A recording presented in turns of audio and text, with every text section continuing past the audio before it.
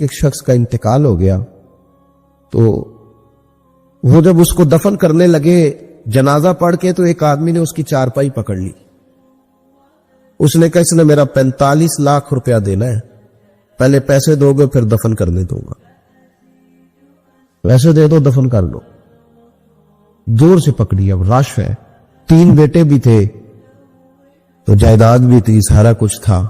ان 3 بیٹوں سے لوگوں نے کہا کہ تیرے ابے کو وہ دفن نہیں کرنے دے رہا، شور ہے. تو اور وہ بندہ بھی وہ تھا جو بڑا قریبی تھا اس کا، اس کے والد کا پارٹنر تھا، تعلقات تھے. تو اس نے کہا کہ پہلے پیسے دو پھر دفن کرنے دوں گا. اب وہ 3 بیٹے کہنے لگے کدھر سے پیسے دے، 45 لاکھ ہی کہہ دیا ہے، ہمیں تو ابا نے کوئی نہیں بتایا، حالانکہ جائیدادیں ہیں، مکان ہے، سارا کچھ ہے. تو بھائی ہم کدھر سے دے؟ 2-4 لاکھ کی ٹھیک ہے، وہ تھوڑا سا کرے نرم رویے کو تو ہم کرتے ہیں، شور تو ہے، لیکن کدھر سے دے 45 لاکھ؟ جب بات بہت تیز ہو گئی، شور ہو گیا، وہ انسان مجنون بن کے اس نے چارپائی تھامی ہوئی ہے، کہتا نہیں پہلے پیسے دو گے پھر دفن کرنے دوں گا. 3 بیٹے تھے تو ایک بیٹی بھی تھی. بیٹی کو گھر میں پیغام گیا کہ تیرے ابا کو دفن نہیں ہونے دیتے. اس نے سارا زیور اتار کے بھیج دیا. اس نے کہا اس چچا سے کہو میرے ابا کے اس دوست سے جس نے قرضہ لینا ہے کہ یہ رکھ لے اور میں تھوڑے تھوڑے کر کے پیسے لوٹا دیتی ہوں، پر میرے باپ کو مرنے کے بعد یوں رسوا نہ کرے، اس کو دفن تو ہونے دے، میں ایک پائی دے دوں گی، میرا وعدہ رہا. جب وہ بیٹی نے 8-10 لاکھ کا زیور بھیج دیا تو وہ قرضہ لینے والا شور کرنے لگا. اس نے کہا او مجھے پتا چل گیا، مجھے معاف کر دو سارے اور اسے دفنا دو. کہا کیا ہوا؟ تو وہ کہنے لگا میں نے اس سے 45 لاکھ لینا نہیں تھا، میں نے دینا تھا. تو میں غور کر رہا تھا کہ اگر تو میں نے اعلان کر دیا نا کہ 45 لاکھ میں نے دینا ہے تو 110 نکل آئیں گے وارث کہ مجھے بھی دو مجھے بھی دو. تو میں نے یہ رویہ اس لیے اختیار کیا ہے کہ میں دیکھوں اس کا اصل وارث ہے کون. اصل وارث وہ بیٹی ہے جس نے اپنے کانوں سے بندے بھی اتار کے بھیج دیے اور جس نے اپنے وہ شادی والے دن پہننے والے زیورات پہلی رات کا وہ اس نے زیور بھی سارا اتار کے دے دیا. اس نے کہا کہ باپ کا کفن نہ میلا ہو جائے. تو اصل وارث بچی ہے. اس نے کہا اس نے مجھے وصیت کی تھی ہر ایک کو نہ دے دینا، میرے اصل وارث کو دینا. تو مجھے اصل وارث مل گیا ہے، اب میں کسی اور کو نہیں دوں گا، اس بیٹی کو دوں گا جس نے باپ کے لیے قربانی دی. تو یاد رکھے جنہ لی تو پاپ کمائے وہ کتھے نہیں تیرے کر دے. تو اس لین دین کے معاملات اپنے صاف ستھرے رکھے، ان کے اندر کسی قسم کی وہ چیز نہ پیدا کرے کہ جو ہمارے لیے بڑی باعث پریشانی بن جائے. تو میں یہ سمجھانا چاہ رہا ہوں آپ حضرات کو، اپنے بھی بھائیوں کو، دوستوں کو کہ کوشش فرمائے کہ آپ، اور یہ یاد رکھے وہ میری اماں کبھی کبھی میرے ننہال سے نا کوئی چیز آتی تھی نا بطور تحفہ کے کسی چیز، تو میری اماں کہتی تھی میرے ماموں سے یا میرے نانا سے کہ بس ٹھیک ہے یہ آپ تھوڑا سا دے جائیں باقی لے جائیں. تو کہتے نہیں رکھ لے. تو اماں کہا کرتی تھی کہ اپنے گھر سے بندہ کھائے تو پھر ہی پوری پڑتی ہے، کوئی دے گا تو کیا اس میں کتنی دیر ایک دن بندہ کھا لے گا. وہ کہا کرتی تھی کہ اگر پورا کرنا ہے نا خرچہ تو بندہ اپنی کمائی سے ہی پورا کرے تو پورا ہوتا ہے. اگر کسی کے 10,000 سے آپ سمجھتے ہیں کوئی فائدہ ہوگا تو کچھ نہیں ہوتا. آپ کے دست و بازو جو ہمت کر کے لائیں گے اسی سے گزارا ہوگا. کسی کا 50,000 رکھ کے کتنا وقت بیت سکتا ہے؟ 1 لاکھ سے کیا مطلب، کیا بندہ کر سکتا ہے؟ تو سہارے نہ ڈھونڈو، خوددار بنو. طریقت میں، تصوف میں خودداری، ترمذی شریف کی ایک حدیث ہے مجھے بڑی پسند ہے. میں سمجھتا ہوں یہ حدیث اگر لوگ سمجھ جائیں نا تو بات بن جائے. نبی پاک صلی اللہ تعالی علیہ وسلم نے لوگوں سے کہا لوگوں چاہتے ہو کہ تم اللہ کے محبوب بن جاؤ؟ تو صحابہ کے چہرے کھل اٹھے. کہا یا رسول اللہ صلی اللہ علیہ وسلم بالکل چاہتے ہیں. فرمایا جو اللہ نے تمہیں دیا ہے اس پہ راضی ہو جاؤ، اللہ کے محبوب بن جاؤ گے، اللہ تم سے پیار کرے گا. اور پھر فرمایا چاہتے ہو کہ لوگ بھی تم سے پیار کریں؟ لوگ بھی کریں یا رسول اللہ، دل کرتا ہے. تو نبی پاک نے فرمایا کسی بندے کی جیب کی طرف کبھی نہ دیکھنا، جو سامنے والے کی جیب میں ہے اس سے بچ جا، اس کے مال پر نظر ڈالنی چھوڑ دے، لوگ بھی تجھ سے پیار کرنے لگ جائیں. لوگوں کے مال کی طرف نہ دیکھ. آپ رکھ لیں کسی کا 500 روپیہ بھی، وہ کہے گا بندہ ہی نہیں صحیح، میرا 500 کھا گیا.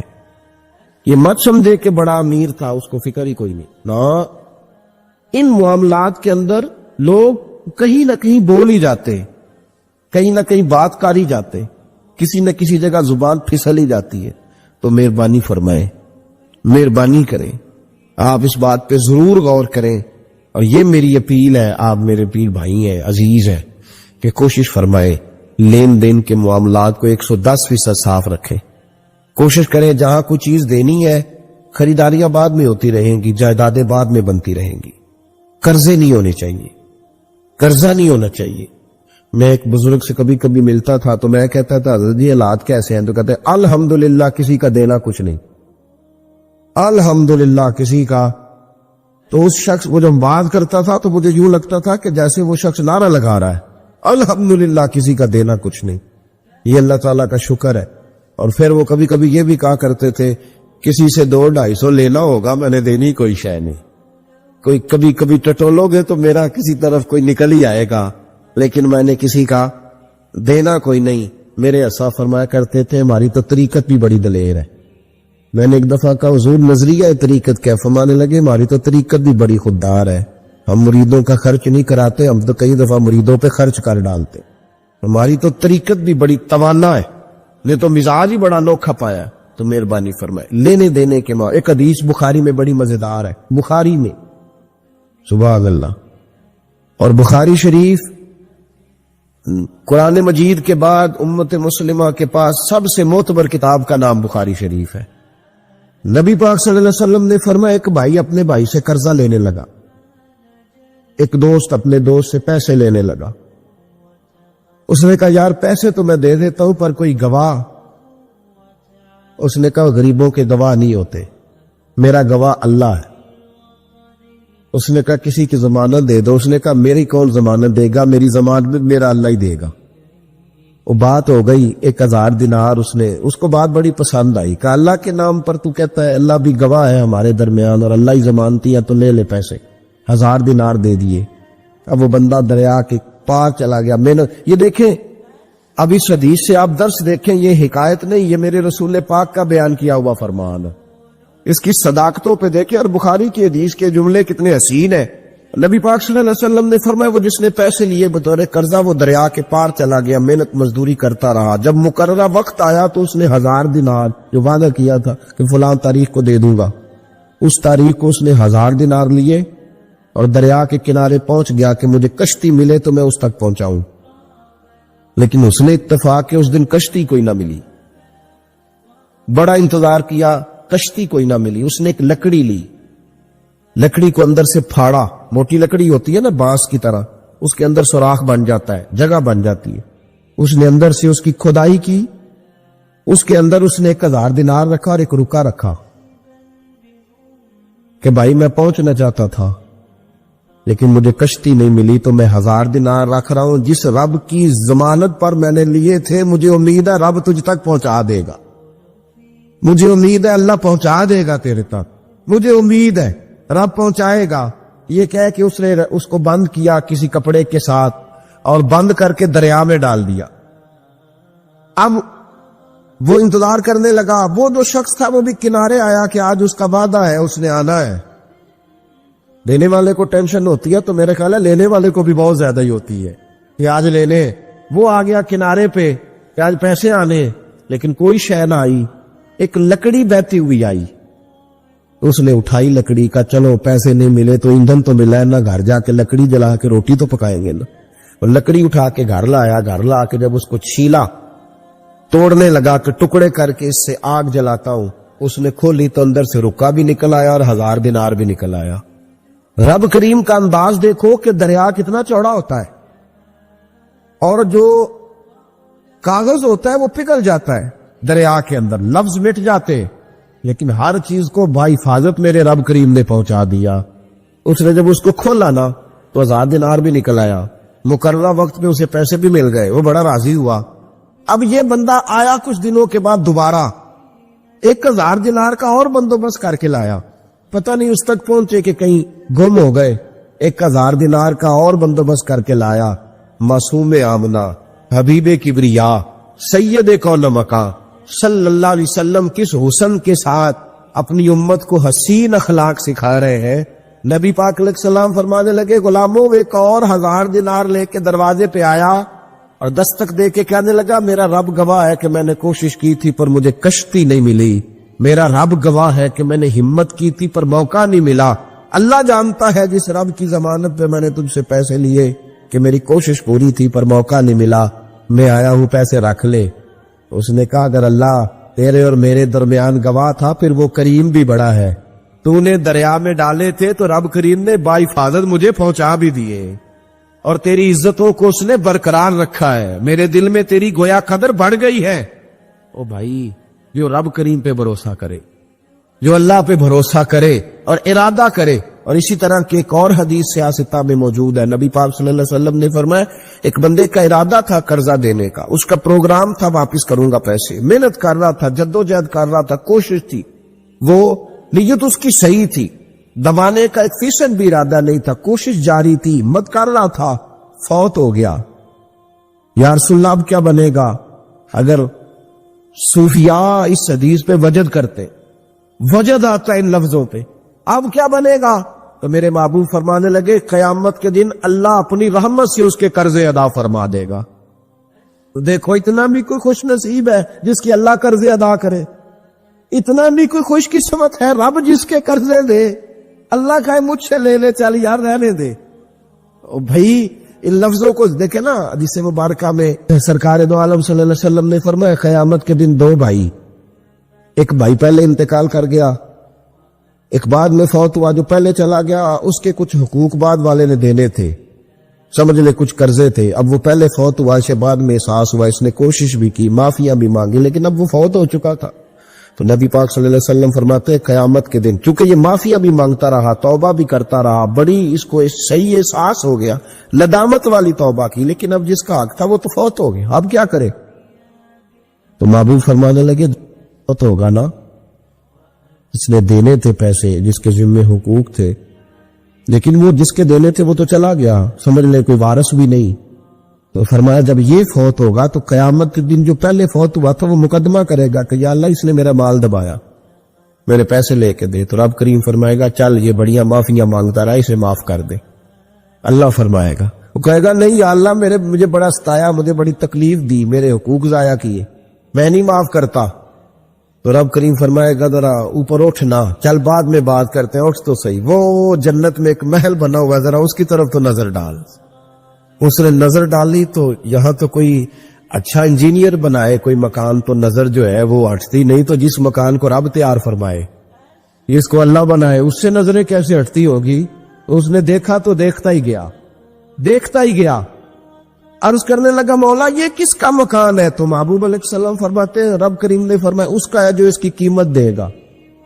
کہ یا اللہ کون قیمت دے گا؟ فرمایا تو بھی دے سکتا ہے. یا اللہ میں غریب فقیر, میں کیسے قیمت دوں؟ تو اللہ فرمائے گا چل تو اپنے بھائی کو معاف کر دے, میں محل تجھے دے دیتا ہوں, تو معافی دے دے, محل تیرا ہوا. تو حضور فرماتے 3 دفعہ بولا, کہنے لگا یا اللہ میں نے معاف کیا, یا اللہ میں نے معاف کیا, یا اللہ میں نے معاف کیا. تو اللہ فرمائے گا تو بھائی کا بازو پکڑ, وہ ایک محل نہیں, وہ ایک ہی نقشے کے 2 بنائے ہوئے ہیں, اس کا بازو پکڑ, دونوں جنت میں چلے جاؤ, میں نے تم دونوں کے لیے گھر بنا دیا ہے. تو اپنے معاملات صحیح کرنے کی کوشش کریں, اپنے معاملات صحیح کریں. ہم اس سلسلہ عالیہ میں داخل ہیں کہ حضور غوث اعظم رضی اللہ تعالیٰ عنہ کے والد کا مشہور واقعہ ہے کہ بھوک لگی تھی تو دریا میں بہتا ہوا سیب کھا لیا تھا, سیب کھا لیا غوث اعظم کے والد نے. تو پھر کہنے لگے اوہو یہ میں نے کیا کیا؟ جس سمت سے وہ سیب آیا تھا وہاں جانے لگے, وہاں ایک باغ تھا, پیچھے جا کے ٹہنیاں جھکی ہوئی تھی, یہاں سے سیب آیا. باغ کے مالک بھی بزرگ تھے, ان سے جا کے کہا غلطی سے کھا لیا ہے, معافی مل جائے. انہوں نے کہا معافی اتنی جلدی نہیں ملتی. کیسے ملے گی؟ فرمایا 12 سال مالی بن کے میرے باغ کی نوکری کر. تو خدمت کرنے لگے. تو حضور غوث اعظم کے نانا جی کہتے ہیں بچہ مجھے بھا گیا, کہنے لگے حضور چلے معاف کر دے اب. تو کہا معافی نہیں ملے گی, میری ایک بیٹی ہے, آنکھوں سے اندھی ہے, آنکھوں سے اندھی, کانوں سے بہری, زبان سے گونگی اور پیروں سے لنگڑی, اس سے نکاح کر, پھر معافی ملے گی. کھایا کیا؟ ایک سیب. تو حضور غوث اعظم رضی اللہ تعالیٰ عنہ کے والد کہنے لگے مجھے گوارا ہے آپ کر دیں نکاح، پر وعدہ کریں مجھے معاف کر دیں گے نا؟ تو کہتے نکاح ہو گیا۔ جب پہلے دن میں حجلہ عروسی میں داخل ہوا تو میں نے پلنگ پر کوئی معذور نہیں، جنت کی حور کی مثل عورت بیٹھی دیکھی، اور جس کا حسن بتاتا تھا کہ چہرے سے زیادہ باطن میں اللہ نے روشنی عطا فرمائی ہے۔ فرماتے میں نے اس کے قریب جا کر تو کون ہے؟ مجھے تو کچھ اور بتایا گیا تھا۔ فرمایا تجھے بتایا گیا تھا کہ آنکھوں سے اندھی ہے اس لیے کہ کبھی غیر محرم کا چہرہ دیکھا ہی نہیں، کانوں سے اس لیے بہری ہے کہ کبھی غلط بات سنی نہیں، کسی غلط کے پاس بیٹھی نہیں، اور زبان سے اس لیے کہ گنگی ہے کہ غلط جملہ کبھی نہیں نکلا، یا اللہ کا قرآن نکلا ہے یا محمد عربی کا درود و سلام نکلا ہے، غلط جملہ نہیں نکلا۔ اور ٹانگوں سے اس لیے لنگڑی ہے، اسے اپنے باپ کے گھر کا رستہ تو آتا ہے، سوائے اس کے گلی کا اور کوئی موڑ نہیں جانتی، اس نے پاکیزگی سے وقت گزارا۔ حضور غوث اعظم کے والد کہتے ہیں میں اپنے لین دین کے معاملات سیدھے کرنے گیا تو سادات کے گھر کی حور مجھے ملی، اور جب میں اس حور سے ملا تو پھر رب نے مجھے عبد القادر جیلانی جیسا بیٹا عطا فرمایا، غوث پاک جیسا بیٹا دیا۔ تو گئے تو معاملات سیدھے کرنے تھے تو اللہ نے ولایت کے امام کا باپ بنا دیا۔ تو مہربانی فرمائے اپنے معاملات میں توانائی پیدا کرے۔ کچھ لوگ ایسے ہوتے ہیں جن کا مال مثل مملکت کے ہوتا ہے۔ اعلیٰ حضرت رحمت اللہ علیہ نے پیر کے حقوق میں یہ لکھا ہے اس کے مرید کا مال اسی طرح ہے جس طرح اس کا اپنا ہے، لیکن ساتھ اشارہ بھی دے دیا ہے کہ چاہیے یہی کہ وہ بھی احتیاط ہی کرے، وہ بھی احتیاط ہی کرے، پرہیز ہی کرے، کوشش کرے۔ اور آپ فرماتے ہیں چونکہ باپ کی حیثیت رکھتا ہے تو ضروری تو نہیں نا باپ بیٹے کی کمائی کھائے، کبھی کبھی بیٹے بھی باپ کی کھا ہی لیتے، اس طرح بھی توجہ کر لے، کوئی عرض نہیں۔ اپنے معاملات کو صحیح رکھے، لینے دینے کے معاملات کے اندر کمی نہ لائے۔ یہ چیز اگر پیدا ہو جاتی ہے نا تو آپ یقین کریں وقار ہی تو انسان کے پاس ہوتا ہے، وہ ضائع ہو جاتا ہے تو نقصان ہوتا ہے۔ تھوڑے میں وقت گزارے، بڑی مزیدار زندگی ہوتی ہے انسان کی، یہ زندگی میں انسان کے پاس وقار اپنا ہوتا ہے، وہ زندگی بڑی حسین ہوتی ہے، بڑی مزیدار ہوتی ہے۔ ہماری مسجد میں ایک شخص آئے، کچھ دن انہوں نے وقت گزارا تو مجھے بعد میں کہنے تہاڈی مسجد سے سکون بڑا ہے، کھپ کوئی نہیں، لڑائی کوئی نہیں، کوئی کسی قسم کا میں نے وہ نہیں دیکھا۔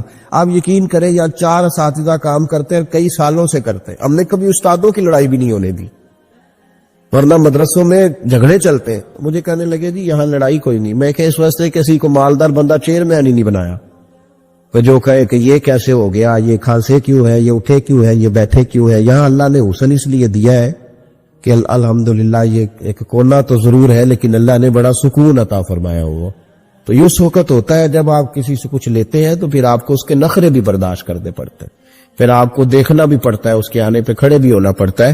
اس لیے لین دین کے معاملات کو 110% صحیح رکھیں۔ یہ میری وصیت نہیں آپ حضرات کو، اس کو میرا حکم سمجھے اس کو، اور آپ قطعی طور پہ میری پیر بھائیوں سے گزارش ہے کہ لین دین کے معاملات کو چھوڑ دیں سارا کچھ۔ اللہ بڑا کریم ہے، ایک کمرے میں بھی انسان کی زندگی بیت سکتی ہے، لیکن لین دین کے معاملات میں 110% اپنے آپ کو صاف رکھیں، اور اپنی وصیت کو ہمیشہ اس میں سستی نہیں کرے، لکھ کے رکھیں کہ کسی کا کیا دینا ہے، موٹے حرفوں کے ساتھ، اور 3 جگہ اس کو لکھ کے رکھیں کہ میں فلاں آدمی کا میرے پاس یہ ہے، اس کو ضرور سنبھال کے رکھیں تاکہ کسی جگہ بھی اگر اللہ تبارک و تعالیٰ فضل کرے کوئی ایسا موقع آتا ہے تو ہم صاف ستھرے ہوں۔ نبی پاک صلی اللہ علیہ وسلم کے مدینے آنے سے پہلے ایک شخص تھا، عبداللہ بن ابی سلول اس کا نام تھا۔ تو مدینے والے لوگ اس کو اپنا پیشوا مانتے تھے، اوس بھی خزرج بھی، اس کی تاج پوشی بھی کی، بڑی اس کی منتا تھی۔ جب حضور آ گئے تو اس کا کاروبار بند ہو گیا۔ اب لوگ یہ نہیں سمجھتے کہ میں غلط ہوں، لوگ کسی کے مفادات کو ٹھیس پہنچتی ہے تو مخالفت کرنے لگ جاتا ہے۔ اب اس کے حالات جب خراب ہوئے تو اس نے پتہ کیا کیا، جھوٹ موٹ کا کلمہ پڑھ لیا۔ سمجھ آ رہی ہے باتوں؟ جھوٹ موٹ کا،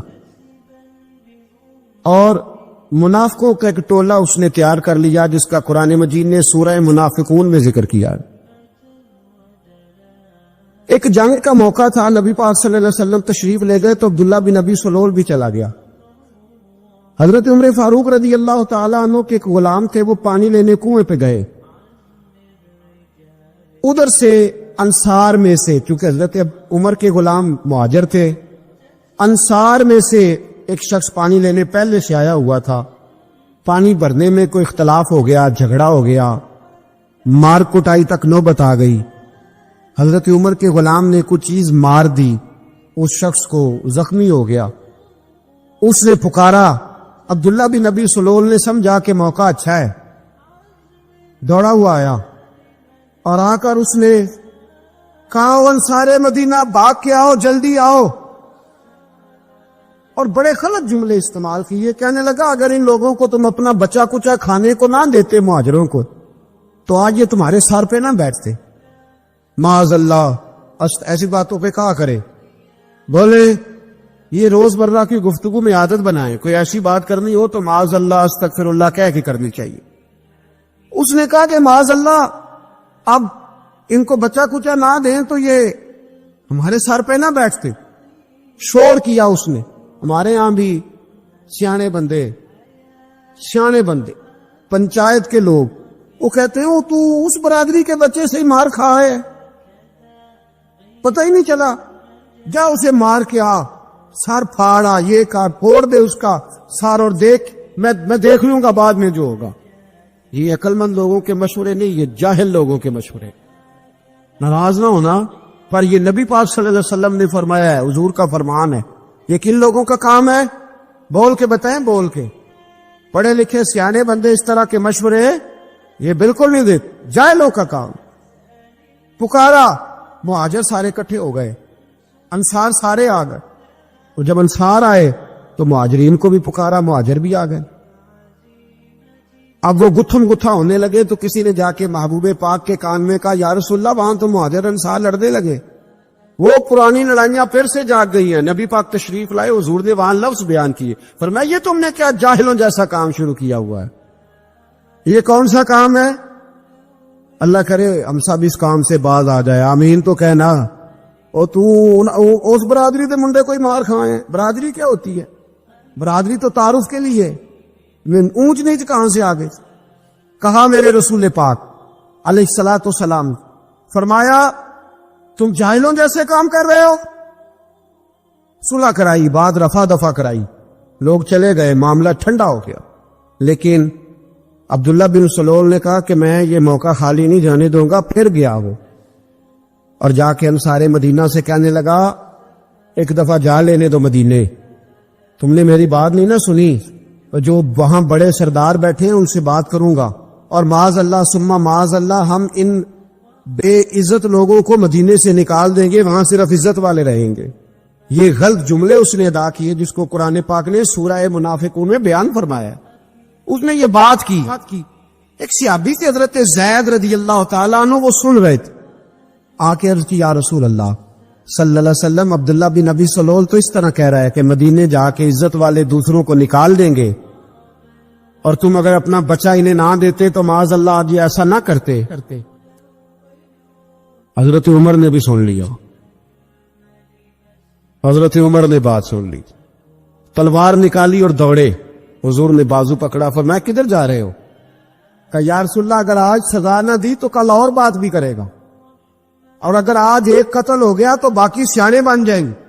یا رسول اللہ مجھے چھوڑے، میں ماروں گا۔ حضور نے فرمایا عمر چپ کر، وہ جھوٹ موٹ کا کلمہ پڑتا ہے، لوگ کہیں گے کہ محمد ابن عبداللہ نے اپنے ساتھی مارنے شروع کر دیے، چپ کر، حوصلہ کر، صبر کر، دلیری کر۔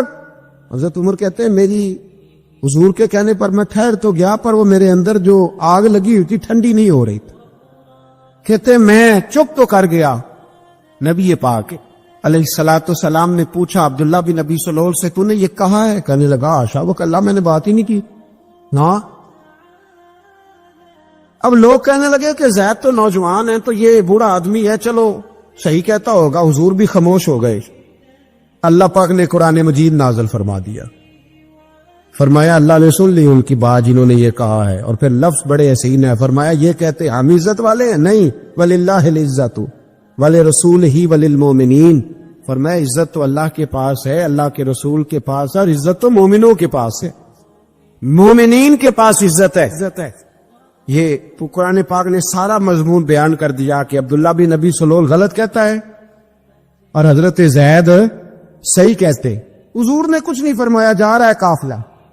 जब मदीने की सरहद आ गई ना, हुदूद मदीना मुनव्वरा की शुरू हुई, तो अब्दुल्ला का अपना बेटा, उसका नाम भी अब्दुल्ला बिन अब्दुल्ला था, अपना बेटा उसका बड़ा मुखलिस जानिसार गुलाम था मेरे रसूल पाक सल्लल्लाहु अलैहि वसल्लम का, वो तलवार लेके मदीने की हद पे खड़ा हो गया और कहने लगा, मेरे बाप, तूने इतनी बेईमानी के लफ्ज कहे कि मैं इनको निकाल दूंगा? कह अपनी जुबान से कि मैं जिल्लत वाला हूं, रसूल पाक को अल्लाह ने बड़ी इज्जत अता फरमाई, कह वरना मैं तेरी गर्दन काट दूंगा। बोल, कह हुजूर भी इज्जत वाले और नबी पाक के गुलाम भी इज्जत, कह अपनी जुबान से कह। मेरे रब का ये फरमान है, वरफा ना अल्लाह का जिक्र, हबीब मैं खुद तेरे लिए तेरी शानों को बुलंद फरमा दूंगा। तो कह, तो दुश्मन होके कहने लगा मेरे बेटे मुझे माफ कर दे, मुस्तफा तो बड़ी इज्जतों वाले, उनके गुलाम शानों वाले। जब बेटा तलवार लेके सामने खड़ा हुआ, शोहरत हुई, अब नबी पाक ने हजरत उमर की तरफ देखा, कहा उमर तेरी बात सही थी, अब जो हुआ ये ज्यादा सही था। सही, वो मैंने तुझे कहा हौसला कर, तदब्बुर कर, वक्त का इंतजार कर, ये सही हुआ कि वो सही था। तो हजरत उमर फारूक कहने लगे, या रसूल अल्लाह, मैं गवाही देता हूं आप वाकई अल्लाह के सच्चे रसूल हैं सल्लल्लाहु। इतनी अच्छी राय, वक्त फैसला करता है, तदब्बुर से चले, दानाई से चले, हिल्म पैदा करें, बुर्दबारी। हमें कई दफा सजदा साफ करना पड़ता है, हम जो कहते हैं बात उसके उल्ट निकल आती है। हम किसी शख्स के बारे में कुछ तबसरा कर बैठते हैं, कुछ अरसे के बाद हमें पता चलता है कि वो तो ऐसा था ही नहीं, हमने गलत बात कर। हम बगैर तहकीक के, बगैर तफ्तीश के, हौसला ना होने की वजह से, सब्र ना होने की वजह से हम बहुत सारे काम कर गुजरते हैं, फिर हमें नुकसान होता है। अपनी जिंदगी में हिल्म ना छोड़े, हौसला ना, लड़ाइयां होती है ना घरों में, उसकी वजह खामद होता है, बीवी नहीं होती। ये बात घर जाके बताना कि आज उन्होंने कहा। लड़ाई की वजह कौन होता है? ना बोलो तुसी, पर मैं तो आख ही छड़िया है, वो तो रिकॉर्ड हो गया है। लड़ाई की वजह कौन है? जेड़े बातें लड़ते नहीं वो कूदे ही नहीं पे। वजह कौन बनता है जी? क्यों भला? इसलिए कि नबी पाक सल्लल्लाहु अलैहि वसल्लम ने फरमाया, औरत की अगल आधी है तो तेरी तो पूरी है ना। तो इसका मतलब है लड़ाई अगर बच सकती थी तो मर्द की वजह से बच सकती थी, घर में अमन हो सकता था। कहते हैं ये बड़ी बेवकूफ है, मेरी सुनती नहीं। तो मैंने कहा जो उससे बहस कर रहा है वो सियाना है? बोले जो बहस कर रहा है वो अक्लमंद है। बंदा तो चलो था वो दानिशवार शेक्सपियर, बातें बाज़-औक़ात उसकी कुछ ऐसी हैं। उससे किसी ने पूछा था औरतों से कौन जीत सकता है बहस में, तो उसने कहा था वो जो उनसे बहस ना करे, जो उनसे बहस है। तो भाई तू वजह इसलिए कि हौसला तो तू नहीं करना था। नबी पाक अलैहिस्सलाम ने फरमाया, बीबी टेढ़ी लकड़ी है, सीधी करने की कोशिश करोगे तो टूट जाएगी। सीधी तो फिर कितना बेवकूफ है जो पत्थर से सर रगड़ रहा है, कितना नादान है जो ये हरकत कर रहा है, दरिया में छलांग लगा के कहता है डूबूंगा नहीं। तो भाई हौसला पैदा करे, हिल्म पैदा करे। बहुत सारी ऐसी बातें करेगी जिसमें इश्तियाल आएगा, फटाफट 3 लफ्ज तलाक के दे दिए, अब भागा गया मुफ्ती साहब के पास, ओहो 4 बच्चों का क्या बनेगा। और ये बात पक्की है कि बच्चों को सिर्फ उनकी मां ही पाल सकती है, उनकी मां। और बात मुझे नहीं भूलती, एक शख्स ने बीवी को तलाक दे के दूसरी शादी की। उसका बेटा था 10 साल का। तो उसने अपने बेटे से कहा कि बेटे बता, पुरानी अम्मा सही थी या ये सही है? उसने कहा नहीं अब्बा, वो तो झूठ बड़े बोलती थी, ये सही है। वो झूठी थी, वो झूठ बड़े बोलती थी मेरी सगी अम्मा, ये सच बोलती है। उसने कहा वो कैसे? कहने लगा इसलिए कि मैं कोई शरारत करता था तो मेरी सगी अम्मा मुझे थप्पड़ मारती थी और कहती थी तुझे रोटी नहीं दे रही, जा दौड़ जा घर से। तो मैं दौड़ जाता था तो झूठ बोलती थी नहीं देनी, फिर आधे घंटे के बाद मुझे ढूंढने लग जाती थी, ढूंढ के लाती था, फिर मेरी मिन्नत करती थी, फिर मुझे कहती थी ना मुझे सताया करा, फिर मेरा माथा चूमती थी, फिर मेरी मर्जी का खाना बना के देती थी, फिर मेरे मुंह में लुकमे डालते। झूठी थी, पहले कहती है नहीं देनी, फिर पीछे भागती है। ये सच्ची है, میں شرارت کرتا ہوں تو تھپڑ مار کے نکالتی ہے، پھر میں منتیں کرتا ہوں پر روٹی نہیں دیتی، پیر پکڑتا ہوں نہیں دیتی، سچ بولتی ہے، اپنی بات پہ ڈٹ جاتی۔ او بھائی، بچے اس کی ماں ہی پال سکتی ہے، تو نے 3 جملے کہتے سوچا ہی نہیں، تیرا کا گیا تو یہ تو نئی بیوی ملے گی، اور اس کا بھی کیا گیا، اس کو بھی شاید شوہر مل جائے۔ ان پھولوں کی پرورش صرف ان کا مالی کر سکتا ہے، دوسرا کر سکتا تو نے حوصلہ ہی نہیں کیا۔ ٹھیک ہے غلطی بی بی کی تھی، پر تو مرد تھا نا، تیرے پاس تو دلیری تھی، فٹافٹ ہی 3 طلاق کے جملے کہہ دی۔ اور میرے رسول پاک علیہ السلام نے فرمایا جائز کام بڑے ہیں، پر طلاق جائز تو ہے، پر میرے رب کو پسند نہیں، اللہ کو پسند۔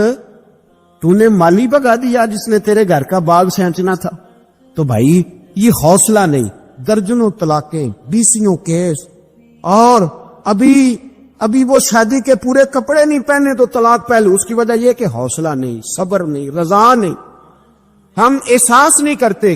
اگر تو یہ سمجھ جائے کہ بس اللہ نے جو میرے لیے بہتر سمجھا مجھے دے دیا، صحیح ہے، میری آزمائش ہے، کیا ہے، کچھ ہے جو اس نے بہتر سمجھا مجھے، اس نے، پھر تو سکھی ہو جائے، تیرے لیے جینا آسان ہو جائے، پھر تو بہت ساری پریشانیوں سے، آزمائشوں سے دور ہو جائے۔ میرے نبی پاک علیہ السلام نے ہمیں حوصلہ کرنے کا حکم دیا، دلیری۔ 2-3 سال شاید پچھلے سال یا اس سے پچھلے سال حج کے موقع پہ نا، ہمارے پاکستان میں تو بڑے بڑے انوکھے واقعات ہوتے ہیں، سننے سے کیا، میں کہتا ہوں وہ عبرت کے لیے ہوتے ہیں۔ جعلی ویزے لگوا دیے حج کے کسی ایجنٹ نے، اللہ کے مہمانوں کو بھی لوگ لوٹ لیتے، معاذ اللہ، جعلی ویزے لگوا دیے۔ اور مزے کی بات یہ ہے کہ پاکستانی ایئرپورٹ سے گزر بھی گئے وہ ویزے والے، اور احرام باندھے لوگ جدے پہنچ گئے۔ 4 آدمی تھے، انہوں نے ویزا دیکھا تو کہا نکلی، آپ کو واپس جانا پڑے گا۔ اگلی فلائٹ سے وہ لوگ واپس آئے۔ آپ مجھے بتائیے، ان کی جب وہ چھوٹے چھوٹے کلپ آئے، میڈیا نے ان کی باتیں سنی تو ان کے آنسو نہیں تھمتے تھے۔ ایک آدمی احرام باندھ کے گیا ہے، معمولی سمجھتے ہیں آپ؟ میرے جیسا غریب آدمی کبھی اس نے ارادہ کیا اور مدینے جانے کا لیٹ ہو جائے تو کلیجہ پھٹنے کو آتا ہے، کچھ مجبوریاں پیروں میں آ جائے، نہ جا سکے تو پتہ نہیں کتنی توبہ کرنے کو دل کرتا ہے کہ کہیں غلطی تو نہیں ہو گئی، کوئی ایسی بات تو نہیں نکل گئی، یقین کرے طبیعت پریشان ہو جاتی، یار کوئی ایسا کام تو نہیں ہوگا جس کی وجہ سے یہ بات ہوئی۔ 4 آدمی لوٹ آئے، حالات خراب ہو گئے، لوگ رو رو کے قصے سناتے تھے، لیکن میرے رسول پاک علیہ السلام کا حوصلہ دیکھو۔ حضور کعبے کا بھی کعبہ، حضور مالک، حرم کے مالک مطلق، جن کے صدقے اللہ نے کعبہ کو بیت اللہ بنایا۔ حاجیو آؤ شہنشاہ کا روضہ دیکھو، کعبہ تو دیکھ چکے، اب کعبے کا بھی کعبہ دیکھو۔ حضور 1400 صحابہ کو لے کے گئے عمرہ کرنے، مقام حدیبیہ پر پہنچے تو کافروں نے روک لیا، ہم عمرہ نہیں کرتے، تو اور میں خادم اور جو وارث و مالک ہیں 1400 صحابہ، ہم نہیں عمرہ کرنے دیتے، واپس جائیے۔ صلح لکھی جا رہی ہے، صلح کی شرطیں کیا ہیں؟ مکے سے کوئی آدمی غلطی سے بھی مدینے چلا گیا، مکے کا آدمی تو مسلمان اگر ان کے ظلم سے تنگ آ کے، مکی مسلمان کافروں کے ظلم سے تنگ آ کے مدینے چلا گیا تو مدینے والے واپس کریں گے، اور اگر مدینے سے کوئی شخص غلطی سے بھی مکے چلا گیا تو مکے والے واپس نہیں کریں گے۔ اتنی سخت شرائط، حضرت عمر غصے سے کانپنے لگے، صحابہ پریشان ہیں، اور میرے رسول پاک نے صبر دکھایا، حوصلہ، تدبر، یہ تدبیر ہے، صبر ایک بہترین تدبیر ہے، اگر کوئی اپنائے تو بہترین طریقہ ہے۔ حضور نے فرمایا ہمیں منظور ہے، صلح کرو، اور اتنا سخت ہو کر میں کہنے لگے 1400 احرام والے واپس جائیں، بعد میں آنا، اس وقت نہیں عمرہ کرنے دیں گے۔ میرے نبی پاک علیہ السلام، مجھے بتاؤ، مجھے اور آپ کو دکھ ہوتا ہے تیاری ہو تو پروگرام رہ جائے، تو اگر احرام باندھا ہو اور اللہ کے رسول نے بندھوایا ہو تو حضور واپس لوٹنے لگے تو کتنی تکلیف کی بات ہے۔ حضور نے فرمایا چلو آئندہ آئیں گے، معاہدہ لکھا جا رہا ہے، حضرت علی معاہدہ لکھ رہے ہیں، لکھو محمد الرسول اللہ صلی اللہ علیہ محمد رسول اللہ صلی اللہ علیہ وسلم اور قریش مکہ کے بیچ معاہدہ، یہ تحریر لکھی جا رہی تھی تو ابو سفیان بول پڑا، کہنے لگا جی ہم محمد رسول اللہ نہیں لکھنے دیں گے معاذ اللہ، یہی تو ہمارا جھگڑا ہے، اگر آپ کو رسول اللہ مان لیا تو پیچھے رہ کیا گیا، محمد ابن عبداللہ لکھے۔ حضور نے حضرت علی سے فرمایا رسول اللہ کاٹ کے محمد ابن عبداللہ لکھو۔ حضرت علی لکھ رہے تھے، محمد رسول اللہ لکھا تھا، فرمایا رسول اللہ کاٹ کے محمد ابن عبداللہ لکھو۔ تو حضرت علی کہنے لگے حضور مجھے یہ لفظ کاٹنا نہیں آتا، حضور مجھے یہ لفظ کاٹنا ہے۔ کسی صحابی نے اعتراض نہیں کیا کہ لکھنا آتا تھا، کہا مجھے کاٹنا۔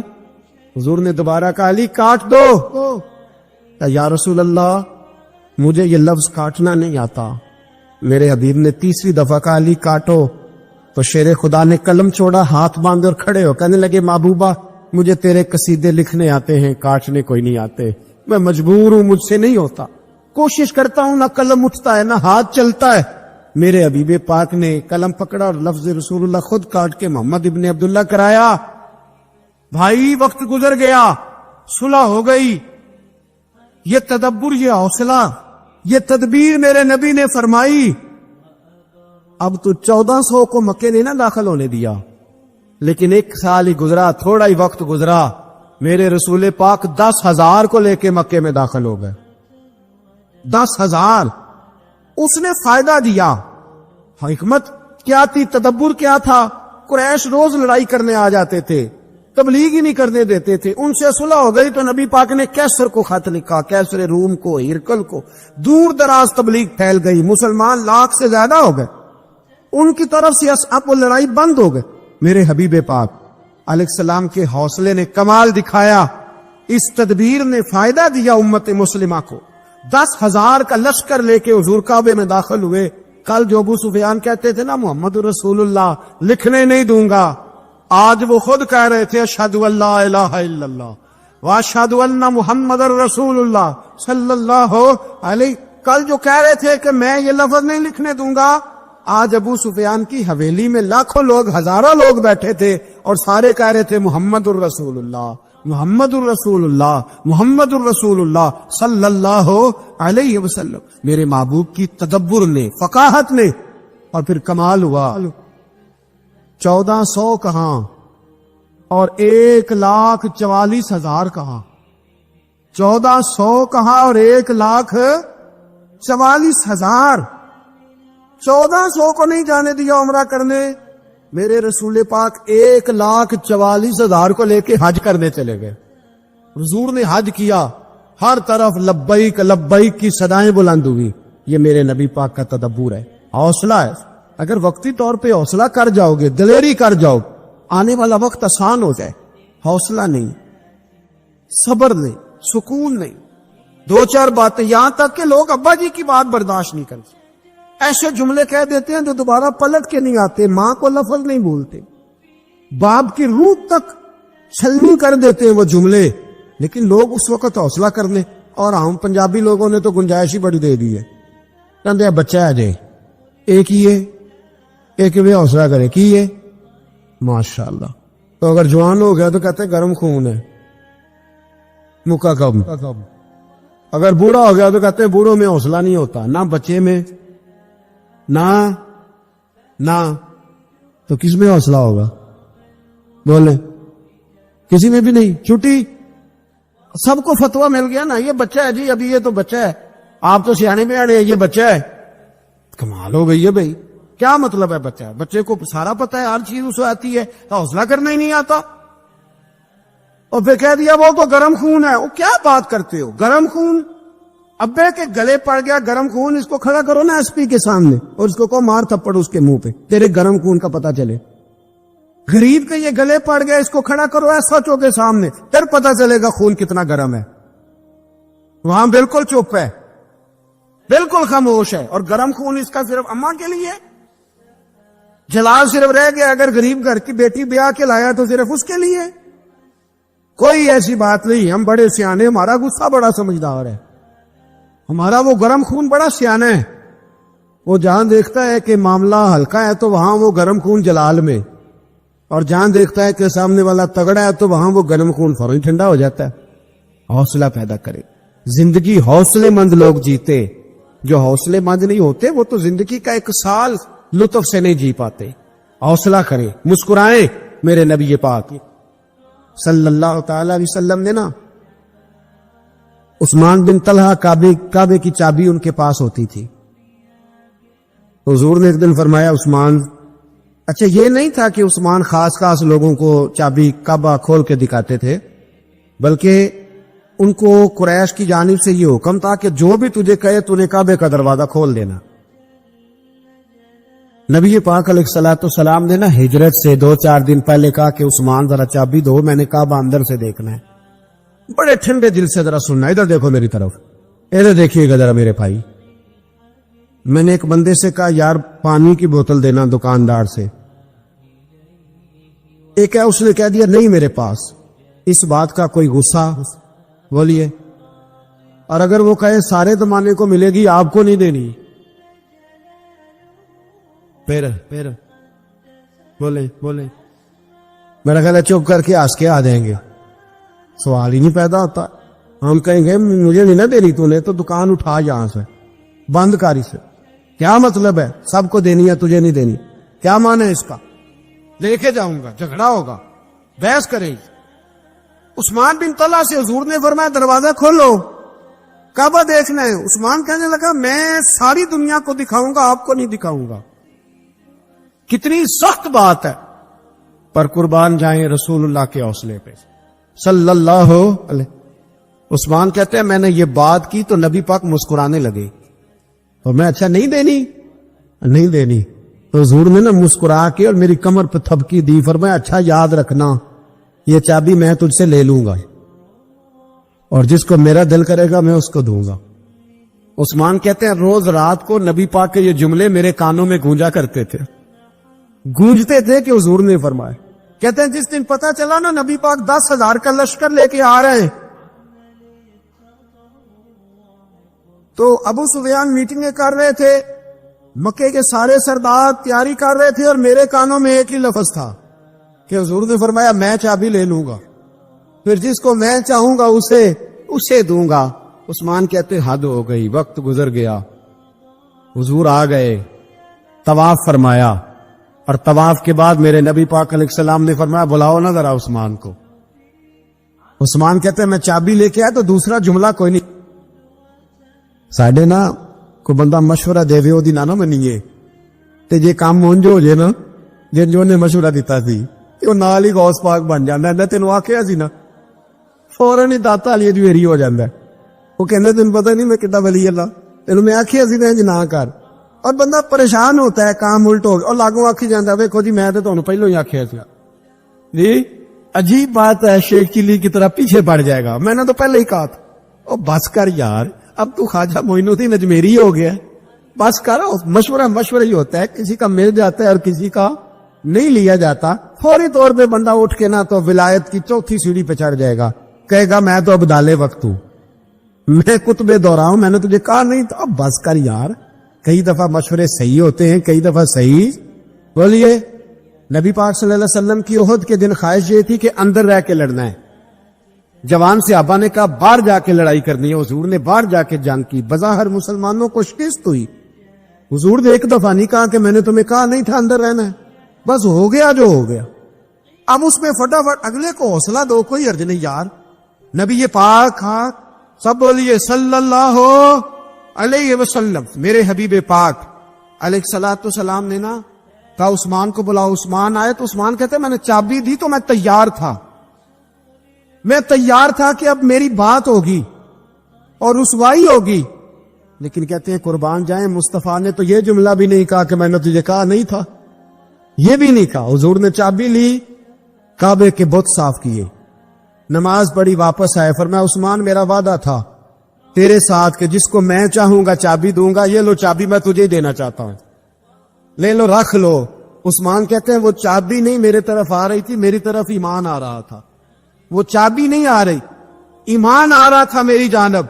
कहते हैं मेरे हाथों में चाबी आई और मेरी जुबान पे कलमा तौहीद जारी हो गए।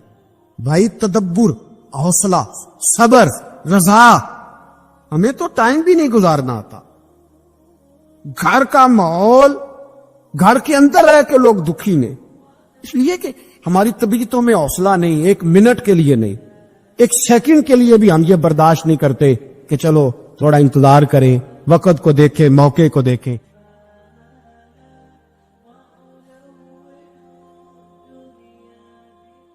تین بھائی تھے، مثال دیکھنا اور ذرا سمجھانے کا انداز دیکھنا میرے حبیب کا۔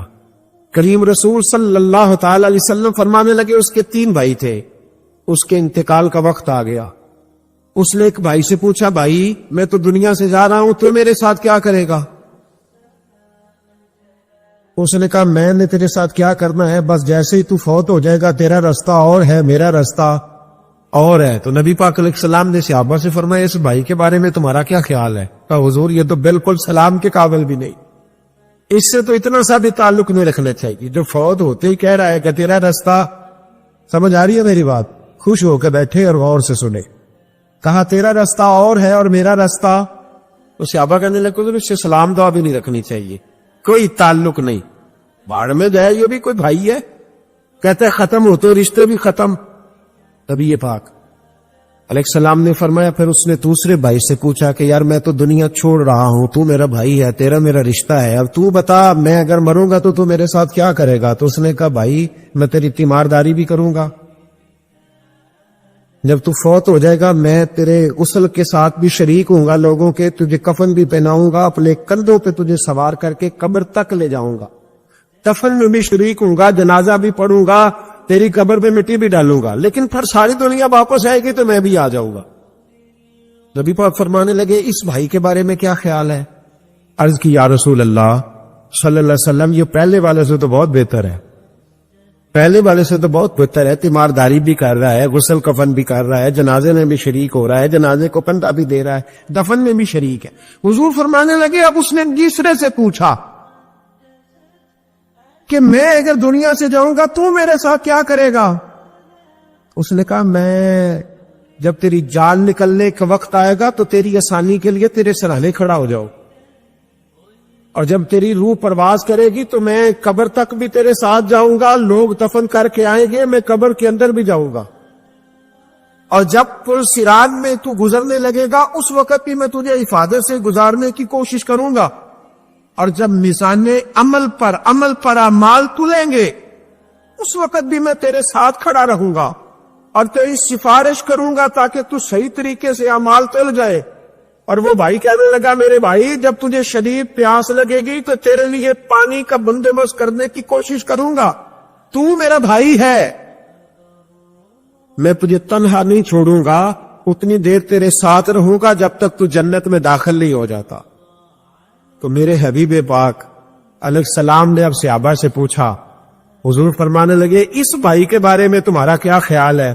تو صحابہ کہنے لگے حضور باقی دونوں کو چھوڑ دینا چاہیے، تعلق کسی کے ساتھ رکھنا چاہیے جو قبر میں بھی جائے، میزان عمل پر بھی جائے، میدان محشر میں بھی ساتھ جائے، پل صراط میں بھی ساتھ جائے، جنت میں داخلے کے وقت بھی ساتھ جائے، اسے لے جانا چاہیے۔ تو حضور نے فرمایا اب سنو میں تمہیں سمجھانا کیا چاہتا ہوں۔ یا رسول اللہ فرمایا وہ جو پہلا بھائی تھا نا جس نے کہا تھا مرتے ہی تیرا میرا تعلق ختم، وہ تمہارا مال ہے، جب تم دنیا سے چلے جاتے ہو تو فوری طور پر مال سے تمہارا تعلق، اور بھائی ناراض نہ ہونا، بیٹیاں بیٹے بڑا پیار کرتے، پر اماں مر جاتی ہے تو پہلے بالیاں اتارتے، ہاں میں نے دیکھا ہے سونے کی بالیاں پہلے اترتی، بڑا پیار ہے ان کو، رو رہے ہوتے پر بیٹے پہلے جیب میں ہاتھ ڈالتے، شناختی کارڈ سنبھالتے ہیں کہ وہاں بینک میں بھی جانا ہے، وہاں وراثت کا انتقال بھی درج کرانا ہے، بڑا پیار کرتے ہیں، پر پہلے دیکھتے تیرے بٹوے سے کیا نکلا، تیرا مال اسی وقت وارثوں کے قبضے میں چلا جاتا ہے، سن اور یاد رکھ۔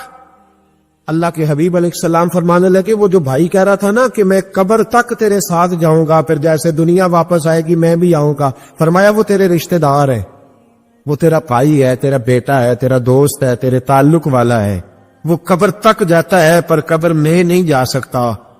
تو محبوب فرمانے لگے وہ جو تیسرا تھا نا جو کہتا تھا جنت میں داخل کرا کے آؤں گا، وہ تیرا نیک عمل ہے، وہ تیرا نیک عمل ہے، فرمایا اس کے ساتھ تعلق مضبوط کر، وہ تیرے دکھوں کا ساتھی، تیری پیاس کا ساتھی، تیری پریشانی کا ساتھی، تیرے پلسرات کا ساتھی، تیرا چھوٹا عمل بھی، چھوٹے سے چھوٹا عمل بھی قیامت میں اللہ کی بارگاہ میں تیری سفارش کرے گا اور کہے گا یا اللہ اس نے نماز پڑھی تھی، اسے جنت میں داخل کر دے، اس نے روزہ رکھا تھا، اسے جنت میں بھیج دے۔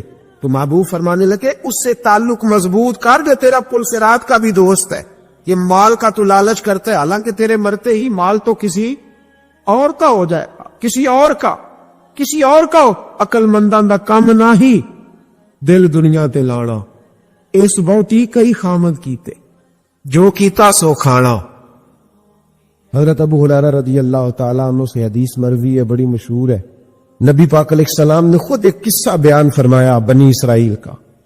حضور فرمانے لگے 3 شخص تھے، ایک کوڑ کے مرض میں مبتلا تھا، کوڑا تھا، ایک گنجا تھا، ایک نابینا تھا، ہر وقت پریشان رہتے تھے۔ میرے رب نے ان کو آزمانے کا فیصلہ کیا۔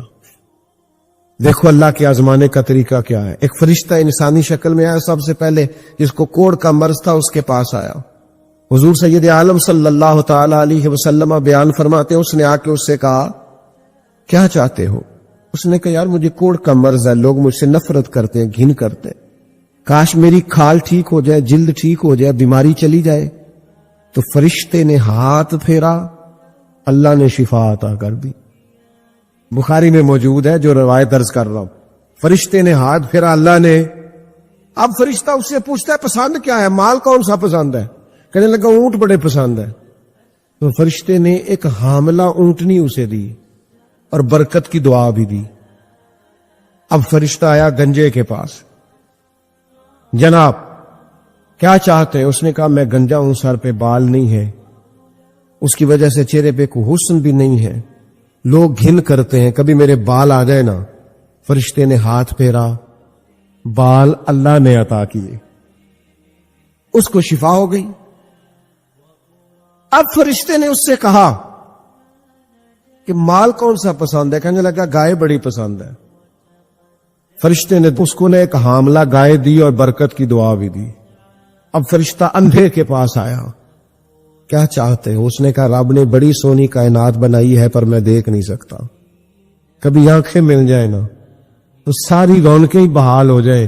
فرشتے نے ہاتھ پھیرا، شفا۔ یاد رہے گا مسئلہ، یہ اتنا سا مسئلہ جس میں لوگ بڑی جلدی اڑ جاتے ہیں۔ فرشتے نے آنکھوں پہ ہاتھ پھیرا اور اللہ نے شفا عطا کر دی۔ فرشتے نے کہا پسند کیا ہے؟ کہا بکریاں بڑی پسند ہے۔ ایک حاملہ بکری بھی دے دی اور دعا بھی کر دی۔ اب وہ جس کو اونٹنی دی تھی حاملہ، اس کی حضور فرماتے ہیں پوری وادی اونٹوں کی بھر گئی، اور جس کو گائیں دی تھی اس کی پوری وادی گائیوں سے بھر گئی، اور جس کو بکری دی تھی پوری وادی ریوڑوں کے ریوڑ بکریوں کے تیار ہو گئے۔ اب رب نے فیصلہ کیا آزمائش کرنے کا۔ میں نے بہت پہلے کہا تھا، بات پھر دہراتا ہوں، زوال امتحان نہیں ہوتا، عروج امتحان ہوتا ہے۔ اصل تو آپ کا پتہ عروج کے دنوں میں چلتا ہے۔ اللہ نے فرشتہ بھیجا، وہی انسانی شکل میں سب سے پہلے اس کوڑ کے مرض والے کے پاس آیا، کہا یار میں مسافر ہوں، کہیں سفر پہ جانا تھا، تو اللہ کی مدد آپ کا تعاون درکار ہوا تو سفر ہو سکتا ہے، ایک اونٹ مجھے چاہیے۔ تو اس نے وہی بات کی جو کئی امیر لوگ کرتے ہیں، یہ صحیح بخاری میں موجود۔ کہنے لگا یار میرے ذمے تو حقوق ہی بڑے ہیں، سادہ ترجمہ کریے، میرے تے خرچے ہی بڑے نے جی، تو کی دسی ادھر بھی جا رہا ہے، ادھر بھی، اے بھی آسمان میں تمہیں ہے، اے بھی میں، اتنے خرچے ہیں میرے، یہ بھی کرنا ہے وہاں بھی کرنا ہے۔ اس نے کوئی بات سنائی تو وہ فرشتہ کہنے لگا تو پہلے ایک کوڑی نہیں تھا؟ تو ناراض ہو گیا، کہنے لگا میں تو جدی پشتی رئیس اعظم ہوں، باپ دادا کی جائیداد ہے ساری جو مجھے ملی ہوئی۔ اس نے کہا اگر تو جھوٹا ہے نا تو اللہ کرے اسی طرح کا ہو جائے جس طرح کا پہلے تھا۔ اب وہ آیا گنجے کے پاس، اس سے کہا مسافر ہوں، سفر پہ جانا ہے، اللہ مدد کرے، آپ تعاون کریں تو سفر آسان ہو سکتا ہے، مجھے ایک گائے چاہیے، اگر آپ دے دیں تو۔ وہ کہنے لگا میرے تو ذمہ حقوق ہی بڑے۔ اس نے کہا یار تو پہلے گنجا نہیں تھا، بیمار نہیں تھا، کچھ بھی نہیں تھا، بھوک تھی۔ کہنے لگا خبردار، میں تو جدی پشتی رئیس اعظم ہوں، باپ دادا سے امیر ہوں۔ اس نے کہا اچھا اگر تو جھوٹا ہے تو ویسا ہی ہو جائے جیسا پہلے۔ اب وہ آیا نابینا کے پاس، اس نے آ کے کہا مسافر ہوں، سفر پہ جانا ہے، اللہ مدد کرے، آپ تعاون کریں تو سفر آسان ہوگا، مجھے ایک بکری چاہیے اللہ کے نام پر۔ تو وہ بندہ کہنے لگا رب کے نام پر تو نے لینی ہے تو ایک کیوں لیتا ہے، جتنی چاہیے لے لے۔ اور میں تو پہلے اندھا تھا، میں مسکین پرانا خادم، کسے در ملی نہ ٹوئی، اے تے واصف یار نے نظر جو کیتی، تے واصف شروع سے پڑھتے ہیں، سے ثبوت نہ پوچھو میں تو پلا نظر کرم کد ہوئی، اے میں جانا یا دل بر جانے، غیر نہ جانے کوئی، میں مسکین پرانا خادم، کسے در ملی نہ ٹوئی، اے تے واصف یار نے نظر جو کیتی، تے واصف ہی ہوئی، میں تو اندھا تھا، پلے شے ہی کوئی نہیں تھی، تو کریم نے کرم کیا، جتنی تیرا دل کرے لے جا۔ تو فرشتہ کہنے لگا امتحان کے لیے آیا تھا، ایک کی بھی ضرورت نہیں، لیکن تیرے دو دوست امتحان میں ناکام ہوئے ہیں، رب ان سے ناراض ہو گیا، تو کامیاب ہوا ہے اور اللہ تجھ سے راضی ہو گیا ہے۔ وہ دونوں جو تھے امتحان میں ناکام ہوئے تو نعمتیں چھن گئیں، صحت چھن گئی، پھر کوڑے، پھر گنجے ہو گئے۔ اس کو اللہ تبارک و تعالیٰ نے اور عطا کیا۔ زوال نعمت کب ہوتا ہے؟ جب لوگ راہ خدا میں خرچ نہیں کرتے، غریب کا، مسکین کا، لاچار کا خیال نہیں رکھتے۔ جیسے جیسے پیسے آتے جاتے ہیں ذاتی خرچے بڑھتے جاتے ہیں، ذاتی معاملات ہی بڑھتے جاتے ہیں۔ آہستہ آہستہ لوگ کہتے ہیں خود ہی آپ کو پتہ ہے نا، پھر ہمارا گھر بڑا وسیع ہے تو بڑے مسئلے ہیں، تو بڑے خرچے ہیں، تو بڑی چیزیں ہیں۔ بھائیو، زوال نعمت کے معاملے میں اپنے رب کا خوف پیدا کریں، اللہ سے ڈریں ہر وقت۔ جب تک نعمتیں نہیں نہ ہوتی تو گزارا ہو جاتا ہے، اگر ملنے کے بعد چھن جائیں تو پھر تکلیف بہت زیادہ ہوتی۔ تو زوال نعمت سے بچنے کے لیے تکبر سے بچیں، ناشکری سے بچیں، ناقدری سے بچیں، اور پھر صرف اپنا حق سمجھنے سے بچیں، اسے بانٹیں، عاجزی میں رہے، شکر میں رہے۔ آپ محسوس کریں گے کہ لئن شکرتم لازیدنکم، اگر شکر ادا کرو گے تو میں نعمتوں میں اضافہ کر دوں گا، نعمتیں محفوظ بھی ہو جائیں گی، ان میں اضافہ بھی ہوگا۔ ہر وقت نبی کریم شکر ادا کرتے۔ حضرت بہاولک نقشبند بخاری رحمت اللہ تعالی علیہ بہت بڑے درویش گزرے، سلسلہ نقشبندیہ کے امیر تھے، اور کیا بات ہے ان کے سلسلہ مبارکات کی بھی اور ان کی خدمات دینیہ کی بھی۔ آپ فرماتے ہیں کہ میرے دل میں تڑپ پیدا ہوئی کہ میں کسی شیخ کی نوکری کروں، خواہش پیدا ہوئی، تو میں نے حضرت امیر کلال کا تذکرہ سنا۔ بڑے درویش تھے، بڑے رانا تھے، دور دور تک ان کے تذکرے میں سنتا تھا۔ فرماتے ہیں کہ میں ان کے ہاں چلا گیا، جب حضرت اتنا لمبا سفر کر کے حضرت امیر کلال رحمت اللہ تعالی علیہ کی بارگاہ میں پہنچا نا، فرماتے ہیں میں نے عجیب منظر دیکھا۔ حضرت صاحب جن کی میں نے بڑی تعریفیں سنی تھی، بڑی بات سنی تھی، بلے بلے سنی تھی، جب میں پہنچا تو انہوں نے 4-5 لڑکے ساتھ لگائے ہوئے ہیں اور صاحب کشتی کر رہے ہیں، کشتی ہو رہی ہے۔ وہ کہتے ہیں میں نے کہا یہ بھی کوئی صوفی ہے جو کشتیاں کر رہا ہے، یہ بھی کوئی طریقہ ہے؟ ان کو چاہیے تھا بیٹھے ہوتے، حدیث پاک پڑھ رہے ہوتے، ذکر اذکار ہو رہا ہوتا، یہ کشتیاں کر رہے ہیں۔ خیر میں نے کہا سفر بڑا لمبا کیا ہے، اب آ گیا ہوں تو چلو رات تو رہ نہیں ہے، کوئی ہوٹل تو ہے نہیں یہاں وقت گزر سکے۔ حضرت امیر کلال رحمت اللہ تعالی علیہ مجھے ملے، لیکن چونکہ میرے اندر وہ زاویہ نہیں تھا، ٹوٹ چکا تھا۔ وہ ملاقات ہوئی تو میں نے کہا سلام لی، کیسے آئے؟ میں نے کہا زیارت کے لیے آیا تھا، کھانا کھلایا، رات مجھے سلا دیا۔ فرماتے صبح رات جب میں سویا تو میں نے عجیب خواب دیکھی کہ میں دلدل میں پھنس گیا ہوں، جتنی باہر نکلنے کی کوشش کرتا ہوں اندر دھستا چلا جاتا ہوں۔ اچانک میری خواب میں حضرت امیر کلال تشریف لائے اور آ کے انہوں نے میرا بازو تھاما، اللہ اکبر کہا اور مجھے باہر نکال دیا۔ فرماتے میں جب اٹھا تو پسینے سے شرابور تھا، حالت میری بڑی عجیب تھی۔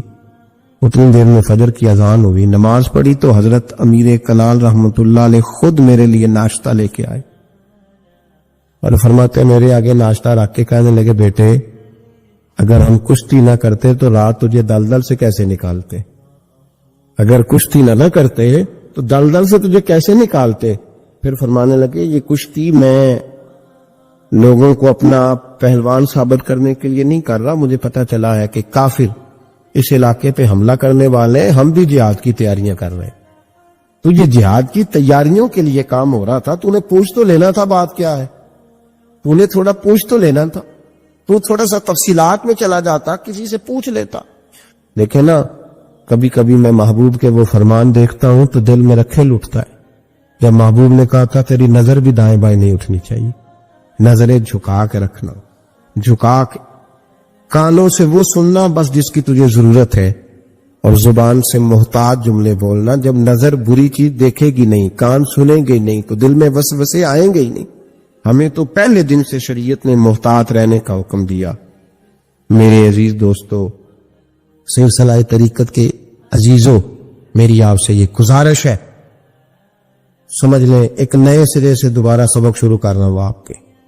आज का सबक आपके लिए ये है कि जिंदगी में किसी भी मोमिन सही अकीदा के बारे में बुरा ख्याल न पैदा करें, बल्कि हमारे सूफिया तो फरमाते हैं किसी बद अमल को देख के भी ये न सोच के ये बद अमल और मैं नेक हूं, ये बड़ी बीमारी है।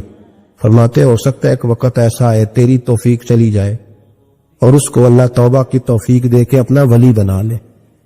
तो अच्छी सोच रख, मुस्बत राय कायम कर। ठीक है, जो लोग गलत हैं, तुम्हें अगर गलत लगते हैं तो किनारा इख्तियार कर, लेकिन कभी भी और बिलखुसूस अल्लाह के नेक बंदों के बारे में, रब करीम के औलिया के बारे में, दीन के खुद्दाम के बारे, जिंदगी में कभी मनफी ना सोचो, कभी मनफी ना सोचो। आपको पता है किसी आलिम दीन की तौहीन इसलिए करना कि वो दीन का आलिम है, ये कुफर है। मेरे हजरत साहब एक जुमला कहा करते थे, एक शख्स ने कहा हुजूर तहज्जुद के लिए नहीं उठा जाता। अब तो खैर लोगों से फजर के लिए भी नहीं ना उठा जाता, तहज्जुद के लिए नहीं उठा जाता। तो हजरत साहब फरमाने लगे रात को अच्छी सोच के साथ सोया कर, अच्छी सोच के साथ सोया कर। तो फिर मुस्कुराते मुस्कुराते फरमाने लगे महबूब की सोचों में सोया कर, यार की सोचों में सोया कर। तू उसे सोचता सोचता सोया कर, सुबह खुद ही तुझे बेदार कर लिया करेगी। पर उससे दिल लगाना, उसे सोचता सो। तू किसी और को सोचता क्यों है, किसी और की तरफ तू देखता क्यों है। तुझे एक दफा हजरत साहब बैठे थे और 2-3 मशाइख और भी बैठे थे साथ साथ। तो मुझे एक दोस्त ने बाद में कहा कि वो जो तीसरे नंबर पर बुजुर्ग बैठे थे उनकी पगड़ी देखी थी। मैंने कहा कसम अल्लाह के सिवाय उसे मैंने दूसरे किसी को देखा ही नहीं।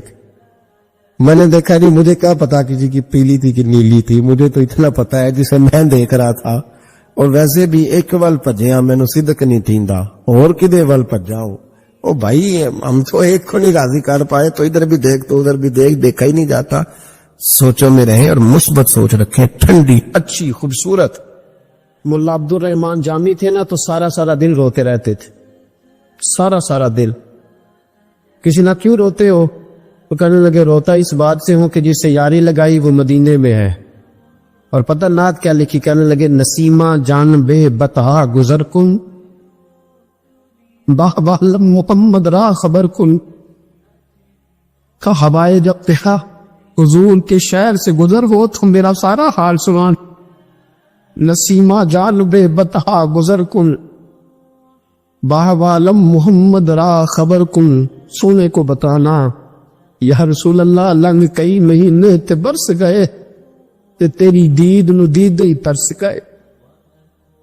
अब मुल्ला जामी रहमतुल्लाह अलैह जाने लगे मदीना। पता गए कैसे, ऊंटों का काफिला जा रहा था, उस काफिले में छुप के मुल्ला जामी काफिले में छुप गए, मदीने जा रहे।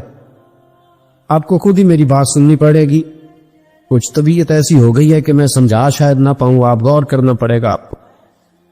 मुल्ला जामी काफिले में छुप गए, ऊंटों के काफिले में। अभी निकले थे अपने शहर से, मदीना दूर था। मदीने का उस वक्त का जो हाकिम था, अल्लाह के नबी ख्वाब में मिले। हुजूर ने फरमाया जामी को जाके मना कर, उसे कह मेरे रोजे पे ना आए, रोक दे। हाकिम मदीना आया, ऊंटों के काफिले में से खींच के बाहर निकाला। जामी तू है? कहा जी मैं ही हूं। कहा हुजूर के रोजे पे ना आना। जामी पीछे रह गए, पीछे। मैं नीवा ते मेरा मुर्शद उच्चा, ते मैं ऊंचे आंदे संग लाई। फरमाया मेरे रोजे पे ना आए। मुल्ला जामी ठहर गए। کچھ دنوں کے بعد ایک گھوڑوں کا قافلہ جا رہا تھا تو قافلے کے ادھر بھی گھوڑا ادھر بھی درمیان میں چھپ کے جا رہے. حاکم مدینہ کو پھر حضور خواب میں ملے. فرمایا اسے منع کر میرے روضے پہ نہ آئے. جا کے پھر روک دیا. کچھ دنوں کے بعد بھیڑ بکریاں جا رہی تھی, ان کے اندر چھپ گئے. حضور پھر خواب میں ملے. فرمایا جا اس سے جا کے کہہ دے میرے روضے پہ نہ آئے. حاکم مدینہ نے تلوار نکالی مدینے کے گورنر نے, اور ملا جامی کو آگے کہنے لگے خبردار تیرا گلا کاٹ دوں گا آیا تو تنی تو کتنا بڑا پاپی ہے. حضور تو آنے نہیں دیتے, کیوں آتا ہے دوڑ جا. لفظ کہے. حاکم مدینہ کہتا میں سویا تو حضور خواب میں ملے. فرمایا منع کرنے کو کہا تھا, ڈانٹنے کو کس نے کہا تھا؟ میں نے تجھے کہا تھا روک دے. تو نے ڈانٹا کیوں ہے؟ تو نے اس کو ستایا کیوں ہے؟ وہ رو رہا ہے. یا رسول اللہ آپ نے 3 بار منع کیا. وہ کو مجرم تھا تو آپ منع کرتے تھے نا. حاکم مدینہ کہتا ہے رسول پاک نے فرمایا مجرم نہیں, درد بڑا لے کے آ رہا, سوز بڑا لے کے آ رہا. وہ گھر سے چلا ہے تو روتے ہوئے چلا ہے. وہ کبھی گھٹنوں کے بل چلتا ہے. لسیما جانب بتہا گزر کن بہبالم محمد راہ خبر کن. اور کبھی کہتا ہے غریبم بے سہارم خاک سارم یا رسول اللہ. غریبم بے سہارم کاک سارم یا رسول اللہ. نگاہ یا رسول اللہ نگاہ.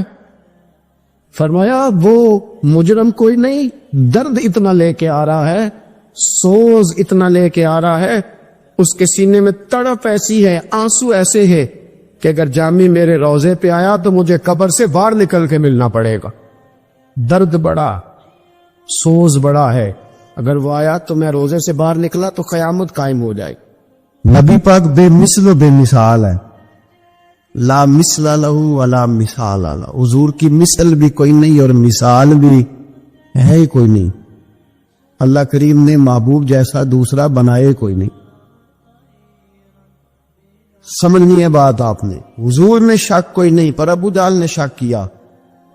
نبی پاک میں شک کوئی نہیں پر ابو لہب نے شک کیا. حضور میں شک کوئی نہیں پر عتبہ عتیبہ شیبہ ان کا شک آخر تک نہیں گیا. حالانکہ حضور میں کوئی شک دور کرانے بھی آئے تو شک نہیں گیا. ایک دفعہ نہیں کئی دفعہ, درجنوں دفعہ, 20 دفعہ. ایک ابو جہل کو لے لے, دماغ میں شک تھا حالانکہ حضور میں کوئی شک نہیں. ایک دن آگے کہنے لگا کہ بتائیے میری مٹھی میں کیا ہے. تو نبی پاک صلی اللہ تعالی علیہ وسلم نے فرمایا اگر میں نے بتا دیا, کہنے لگا اگر آپ نے بتا دیا تو میں کلمہ پڑھ لوں گا. حضور نے فرمایا میں نے بتا دینا ہے پر تو نے کوئی نہیں پڑھنا, میں بتا دینا ہے. کہ بتائیے. تو حضور نے فرمایا چل سودا کر لیتے ہیں, اگر جو تیری مٹھی میں ہے وہی بتا دے پھر تیرا کیا خیال ہے. تو نبی پاک صلی اللہ تعالی علیہ وسلم نے کہا کیا بھئی ابو جہل کی مٹھی میں؟ تو اس کی مٹھی میں کنکر تھے, کنکروں نے کلمہ پڑھنا شروع کر دی. جب کنکروں نے کلمہ پڑھا, پتھر تھے وہ, انہوں نے کلمہ پڑھا. ابو جہل نے وہ کنکر زمین پہ پھینکے کہنے لگا اوہو تیرا جادو تو پتھروں پہاڑوں پہ بھی چلتا ہے. اب جملہ کہنے لگا ہوں سمجھ لینا. ابو جہل گوشت کا آدمی تھا, کنکر پتھر تھے, پتھر کلمہ پڑھ گئے. گوشت پوشت کا آدمی تھا پر کلمہ کیونکہ یہاں کیا تھا شک, اس نے آگے نہیں بڑھنے دیا.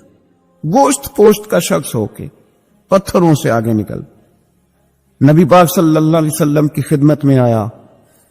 بلکہ وہ جو یہودی والی روایت ہے اس کے پس منظر میں بھی بعض محدثین نے لکھا ہے, اس کو بھی اسی نے بھیجا. کہنے لگا جاؤ نبی پاک سے جا کے کہو اگر وہ درخت آپ کا کلمہ پڑھے تو میں بھی پڑھ لوں گا. درخت, اب درخت ہوتے تو جاندار ہیں پر کلمے تو کوئی نہیں نہ پڑھتے. درخت سے بھی تو انسانوں سے کلمہ پڑھنے کی بات, اگر درخت پڑھے تو میں پڑھ لوں گا. نبی پاک صلی اللہ علیہ وسلم دور بیٹھے تھے, درخت دور تھا. اور امام سیوطی علیہ رحمہ نے لکھا ہے درخت بھی کیکر کا تھا.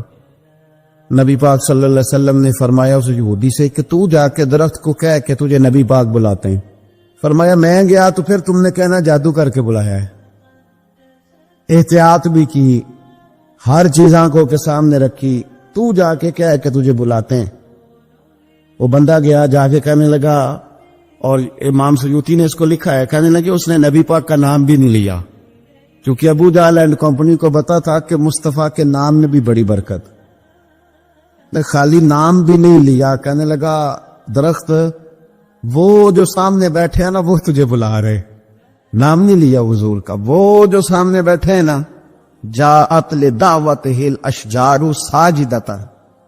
امام بوصیری کہتے ہیں درخت آیا اور سجدہ کرتا ہوا, زمین چیرتا ہوا آیا. کس طرح آیا؟ پہلے آگے جھکا, پھر پیچھے جھکا, دائیں جھکا, بائیں جھکا. یہاں بھی لکھنے والوں نے لکھا ہے کہ وہ نہ درخت اپنی جڑیں اکھیڑ رہا تھا.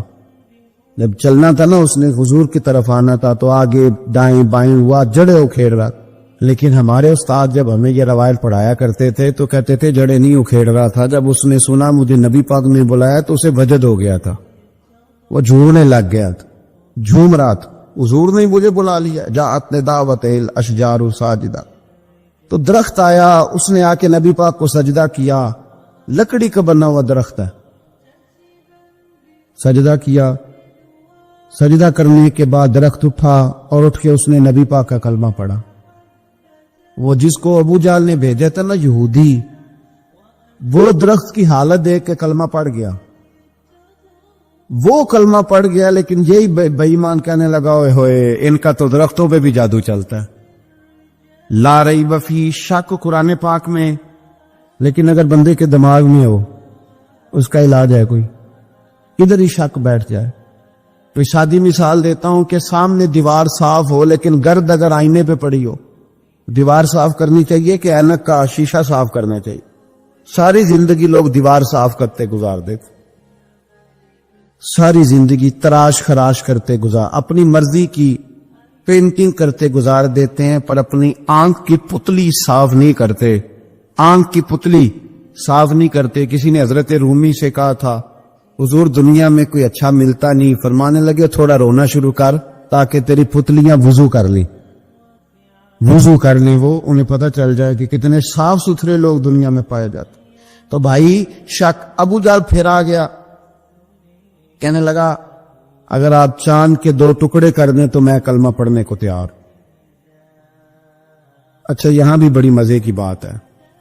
اللہ نے پہلے کہہ دیا نبی پاک کو کہ ان الذین کفروا سواء علیہم انذرتہم ام لم تنذرہم لا یؤمنون.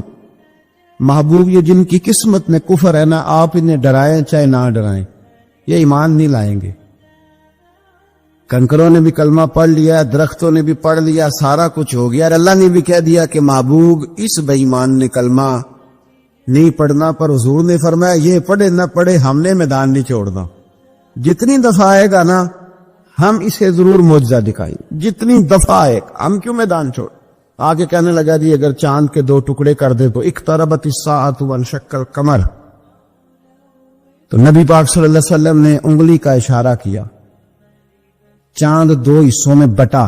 کوہ صفا ایک پہاڑی تھی مکے میں, آدھا ٹکڑا پہاڑی کی اس جانب ہوا, آدھا اس جانب. یعنی وضاحت کی اللہ کریم نے کہ ایسے نہ ہو کہ یہ کہہ دی وہ تو ایسے بالکل شک ہوا تو مل گیا, پتہ نہیں میری آنکھوں پہ جادو ہو گیا, ملا ہے کہ نہیں ملا. جب ٹوٹا تو حدیث پاک میں آتا ہے کہ آدھا چاند کوہ صفا کی ادھر گیا اور آدھا تو پہاڑی تھی, چاند نیچے آیا, پہاڑی کے گرد گھوما, آگے جا کے ملا. یعنی وقفہ دیا گیا باقاعدہ دیکھنے کا, سمجھنے. پوری دنیا میں جتنے لوگ اس وقت چاند دیکھ رہے تھے, ہندوستان تک روایتوں میں ملتا ہے کہ لوگوں نے گواہی دی کہ ہم نے چاند ٹوٹتے دیکھا ہے. زمانہ مان گیا, لوگوں کی چیخیں نکل گئیں, لوگ قدموں میں گر گئے. اور وہ جس کے دماغ میں شک تھا نا وہ نہیں مانا. شجر و حجر پہچان گئے پر انسان کی نظروں میں شک ہی رہا. دنیا میں سب سے مجبور, کمزور, بزدل, کم فہم بندہ وہ ہے جس کے دماغ میں شک ہے. سب سے کم فہم آدمی, اس کی فراست روحانیہ 0 ہے, وہ ایک ناکام شخص ہے. اس کو کسی پہ بھی شک پڑ جائے, کسی پہ بھی. ہم نے دیکھا ہے جو عورت اپنے مرد پہ شک کرنے لگ جاتی ہے اس گھر کا کوئی علاج ہی نہیں ہوتا. جو شکوہ کرتی ہے روٹی کا, پیسوں کا, وہ کسی دور میں مسئلہ اس کا حل ہو جاتا ہے. جو نافرمان ہوتی ہے اس کا بھی مسئلہ کسی نہ کسی زمانے میں حل ہو ہی جاتا ہے. یہ جس کو شک پڑ جاتا ہے نا، شک، اس کا مسئلہ قیامت کی صبح تک حل نہیں ہوتا. اگر مرد کو شک پڑ جائے اس کا مسئلہ بھی کبھی زندگی میں دوبارہ حل. یاد رکھیں یہ جو شکوک و شبہات ہے نا، قرآن پورا شکوک و شبہات کا ازالہ کرتا ہے. کافر کے سوال کا جواب دیتا ہے، منافق کے سوال کا جواب دیتا ہے. قرآن مجید ہر ایک کی تسلی کراتا ہے، لیکن شروع میں بتا دیا کہ لا ریب فی، شک والی گنجائش اس میں. لوگ آج تک شک کر رہے ہیں کہ اللہ کا کلام ہے کہ نہیں، آج تک لوگ کہیں. تو میرے بھائی، شکوک والی زندگی کمزور ہوتی ہے. شکوک والی عقل مند لوگوں کی زندگی کمزور زندگی ہے. صحابہ کرام عمل والے لوگ تھے، وہ بحثوں میں الجھے رہتے تو عمل نہ کر پاتے. ہمارے ہاں نا بحث ہوتی ہے جس مسئلے کا کوئی تعلق ہی نہیں، الجھنوں سے نکل آئے. عمل کا رستہ، بحث جو ہوتی ہے یہ عمل کا رستہ روکتی ہے. عقل مند نہ بنے، فرما بردار بنے. میرے بھائی، شکوک و شبہات والی جو لائف ہے، لیکن نا انبیاء کرام علیہ السلام کے بارے میں شکوک و شبہات ہیں، اولیاء عظام کے بارے میں. اب ایک نیا شک پیدا ہو گیا ہے کہ فیض ملتا ہے کہ نہیں ملتا. ہم نے فلانے ولی کو دیکھا نہیں، ساری زندگی اس کا نام لیا، فیض ملے گا کہ نہیں. غوث پاک کو دیکھا نہیں، ساری زندگی قادری کہلایا، فیض ملے گا کہ نہیں. خواجہ اجمیر کو دیکھا نہیں، چشتی کہلائے، فیض ملا کہ نہیں. صابر پیا کو دیکھا نہیں، صابری کہلائے، فیض ملا کہ نہیں. او خدا کے بندے، فیض وہ چیز ہے جو نظر نہیں آتی پر محسوس سب سے زیادہ ہوتی ہے. ملے تو حضرت اویس کرنی بھی نہیں تھے نبی پاک سے، وہ بھی نہیں ملے تھے، ملاقات تو ان کی بھی نہیں ہوئی تھی. کیا کہو گے؟ ملاقات نہیں ہوئی، لیکن فیوز و برکات کا یہ عالم ہے کہ میرے محبوب نے فرمایا وہ دعا کرے گا تو اللہ میری امت کی بخشش فرمائے گا. تو آپ ہمارے صوفیاء میں ایک سلسلہ اویسیہ ہے. سلسلہ اویسیہ میں اکثر ملاقات نہیں ہوتی، اکثر نہیں ملاقات ہوتی. بغیر دیکھیں نا، آپ جب کسی کا نام جپتے ہیں، جب کسی کا نام لیتے ہیں، جب اسی کا ذکر کرتے ہیں، جب اسی کے تذکرے میں رہتے ہیں، تو اللہ تبارک و تعالیٰ کے یہ جو کامل لوگ ہوتے ہیں یہ متوجہ ہو جاتے ہیں، ان کی توجہ ہوتی ہے. اور خود سرکار نے فرمایا دو آپس میں محبت کرنے والے، ایک مشرق میں ایک مغرب میں، قیامت کے دن اللہ دونوں کو جنت میں اکٹھا فرما دے گا. یہ کیا بات ہوئی کہ ہر بات میں شک کرنا کہ جی وہ فلانے سے ملاقات ہی نہیں ہوئی. تو کس طرح بھئی؟ ملاقات ایک الگ چیز کا نام ہے، ملاقات ایک الگ شے کا نام ہے. اور فیوز و برکات ایک ہے. اللہ سے ملاقات ہوئی ہے، رزق دیتا ہے کہ نہیں، زندگی دیتا ہے، ساری چیزیں دیتا ہے، تو ملاقات تو کوئی نہیں کرتا. تو اس لیے ہر چیز کو ٹھیک ہے، وہ جو جگہ ہے، جس جگہ پہ جو بات ہے اس کو وہاں رہنا چاہیے. لیکن یہ شکوک ہیں، ان سے باہر نکلے، ان سے باہر آئیں. اولیاء اللہ کا جو فیضان ہے، ان کی جو محبت ہے، ان کے جو طریق. حضرت سلیمان بن بشار رحمت اللہ علیہ بزرگ گزرے ہیں، وہ کہتے ہیں میرے پاس، میں بڑا خوبصورت تھا، جوانی میں دین کی تھوڑی سی خدمت کرتا تھا، تو ایک عورت آ گئی. اس عورت نے میرے ساتھ کچھ مجھ سے مانگا، مطالبہ کیا. تو میں نے کہا کوئی بھکارن ہے. میں نے جب اس نے نقاب اوڑھا ہوا تھا، جب میں نے اس کی طرف پیسے دینے کے لیے، خیرات دینے کے لیے کوئی چیز بڑھائی، تو اس نے چہرے سے کپڑا ہٹایا. میں نے نظر جھکا لی، کہنے لگی سلیمان میرا رنگ روپ تو دیکھ، میں کتنی خوبصورت ہوں، میں تیری محبت میں گرفتار ہو گئی، خدا را میں اپنے آپ کو تیرے حوالے کرتی ہوں. آپ فرماتے ہیں جب اس کے نیت اور ارادے میں اور لفظوں میں نے فطور دیکھا تو میں استغفر اللہ پڑھتا وہاں سے بھاگ گیا. اتنا دوڑا کہ میں بصرہ سے باہر نکل گیا، شہر سے باہر آ. عورت سے دوڑ رہا ہے، مرد، نوجوان، خوبصورت. فرماتے عشاء کی اذانیں ہو رہی تھی، نماز پڑھ کے میں مسجد میں سو گیا تو مجھے حضرت یوسف علیہ السلام کا دیدار ہو. جناب یوسف کہتے میں حضور کا غلام اور غلاموں کا غلام اور صدیوں بعد کا غلام. جناب یوسف علیہ السلام میری خواب میں آئے اور کہنے لگے اٹھ جوان، میرے سینے سے لگ. یار تو نے تو نبی پاک کا امتی ہو کے وہ کام کیا ہے جو میں نے نبی ہو کے کیا تھا. اب کام حضرت یوسف والا کیا تھا نا، تو صدیوں اور سالوں اور مہینوں کا فاصلہ بن سکا. تو وہ آب ہے. مسئلہ یہ ہے کہ شکوک و شبہات والی زندگی نقصان دیتی ہے. حضرت ہمارے سلسلہ مقدسہ میں ایک سلسلہ علویہ ہے جو اعلیٰ حضرت فاضل بریلوی کو حاصل تھا. شاہ عبدالعزیز صاحب محدث دہلوی رحمت اللہ تعالی علیہ نے بڑا لکھا مولا علی کی شان پہ، حضرت علی پہ کلام، ان کا ذکر، ان کے تذکرے اس قدر فنا ہو گئے کہ ہر وقت ذکر علی کرتے. فرماتے ہیں مجھے خواب میں حضرت علی کا دیدار ہوا، انہوں نے مجھے بیعت فرمایا اور مجھے اپنے سلسلہ مبارکہ میں اجازت دی.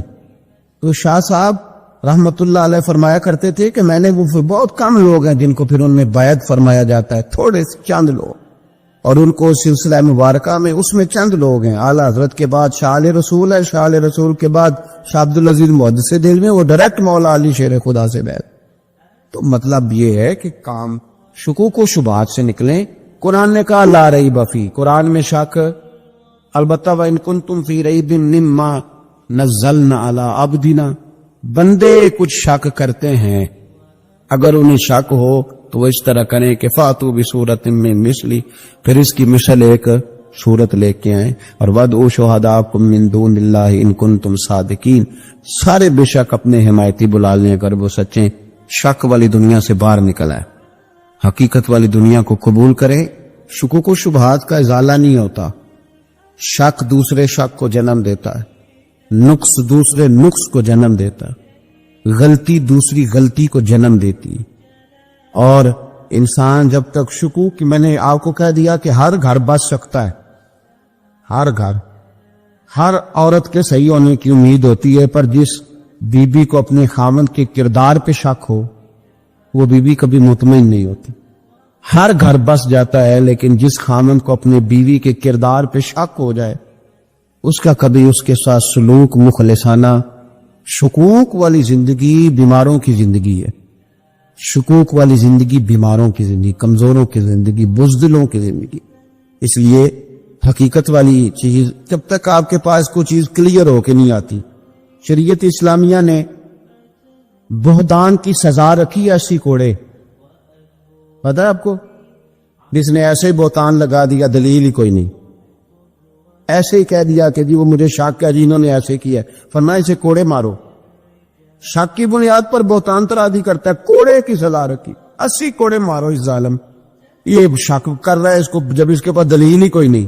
آپ بڑے بندے ہیں، بات کر دیتے ہیں، کہتے ہیں جی وہ ایسا ہوا ہوگا، میں نے ایسا دیکھا تھا، ہوگا، کیا تھا، ممکن ہے. تو یہ شکوک ہے. اس شکوک، یہ سامنے والے کا کچھ بھی نہیں بگڑتا، اس بیچارے کا کیا بگڑنا ہے. یاد رکھیں بڑی خوبصورت بات یہاں حضرت عبداللہ ابن مسعود کی.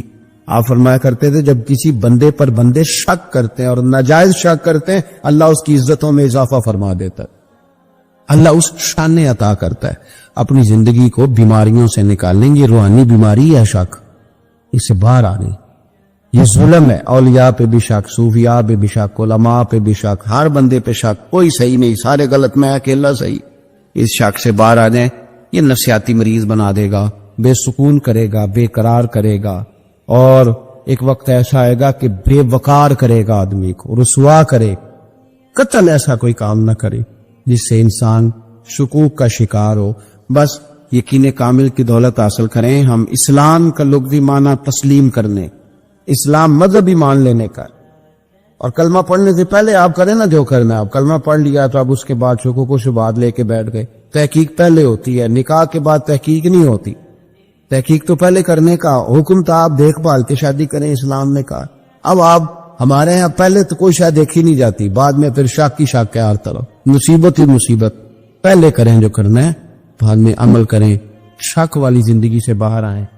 ایک صحابی تھے حضرت جناب سیدنا خفاف بن ایما غفاری رضی اللہ تعالیٰ. انہوں نے بڑا کردار ادا کیا تھا میدان احد میں، انہوں نے اور ان کے صاحبزادے نے. تو ان کی بیٹی ایک دن حضرت عمر کے پاس آئی. اب وہ بیٹی بیاہ کے جا چکی تھی، اس کی شادی ہو گئی تھی. حضرت خفاف بن ایما رضی اللہ تعالیٰ عنہ کی صاحبزادی اپنے سسرال چلی گئی تھی، وہاں اس کا خامد انتقال کر گیا. وہ خاتون واپس آ گئی، وہ حضرت عمر سے ملی، بیوہ عورت. اس بیوہ خاتون نے آ کے، یہاں تو میرے بھائی وہ فوجی بیچارے جن کی بیویاں، جن کو ایک تقریب میں تو خوب ایوارڈ دینے کے لیے بلایا جاتا ہے، میں نے یتیمی کا وقت گزارا ہے، مجھے پتا ہے کہ 2-4 مہینے لوگ آ کے کہتے ہیں کوئی حکم ہوا تو 10 آجے. پھر جب 1 سال گزر جاتا ہے تو پھر لوگ کہتے ہیں 4 بھرا نے کام کیوں نہیں کر دے. تو ایسے تو نہیں نا کہ ابا ایسے ہی چلا گیا تھا، بڑا کچھ دے کے گیا ہے، کدھر ہے فلانی چیز؟ لوگوں کا نظریہ تھوڑے عرصے کے بعد اور ہو جاتا ہے۔ آپ نے بڑے بڑے شہداء کے گھروں میں ایوارڈ تو دیے، کیا کبھی آپ نے پلٹ کر دوبارہ غور کیا کہ ان کے بچے کہاں ہیں؟ ان کی بیوہ کس حال میں ہے؟ وہ زمانے کی تیز دھوپ اور تیز آندھی کا مقابلہ کیسے کر رہے ہیں؟ بغیر باپ کے جو انسان کو کھلے آسمان تلے وقت گزارنا پڑتا ہے وہ کتنا کو مشکل ہوتا ہے، وہ کس طرح ٹائم گزار رہے ہیں، یہ کبھی سوچا لوگوں نے؟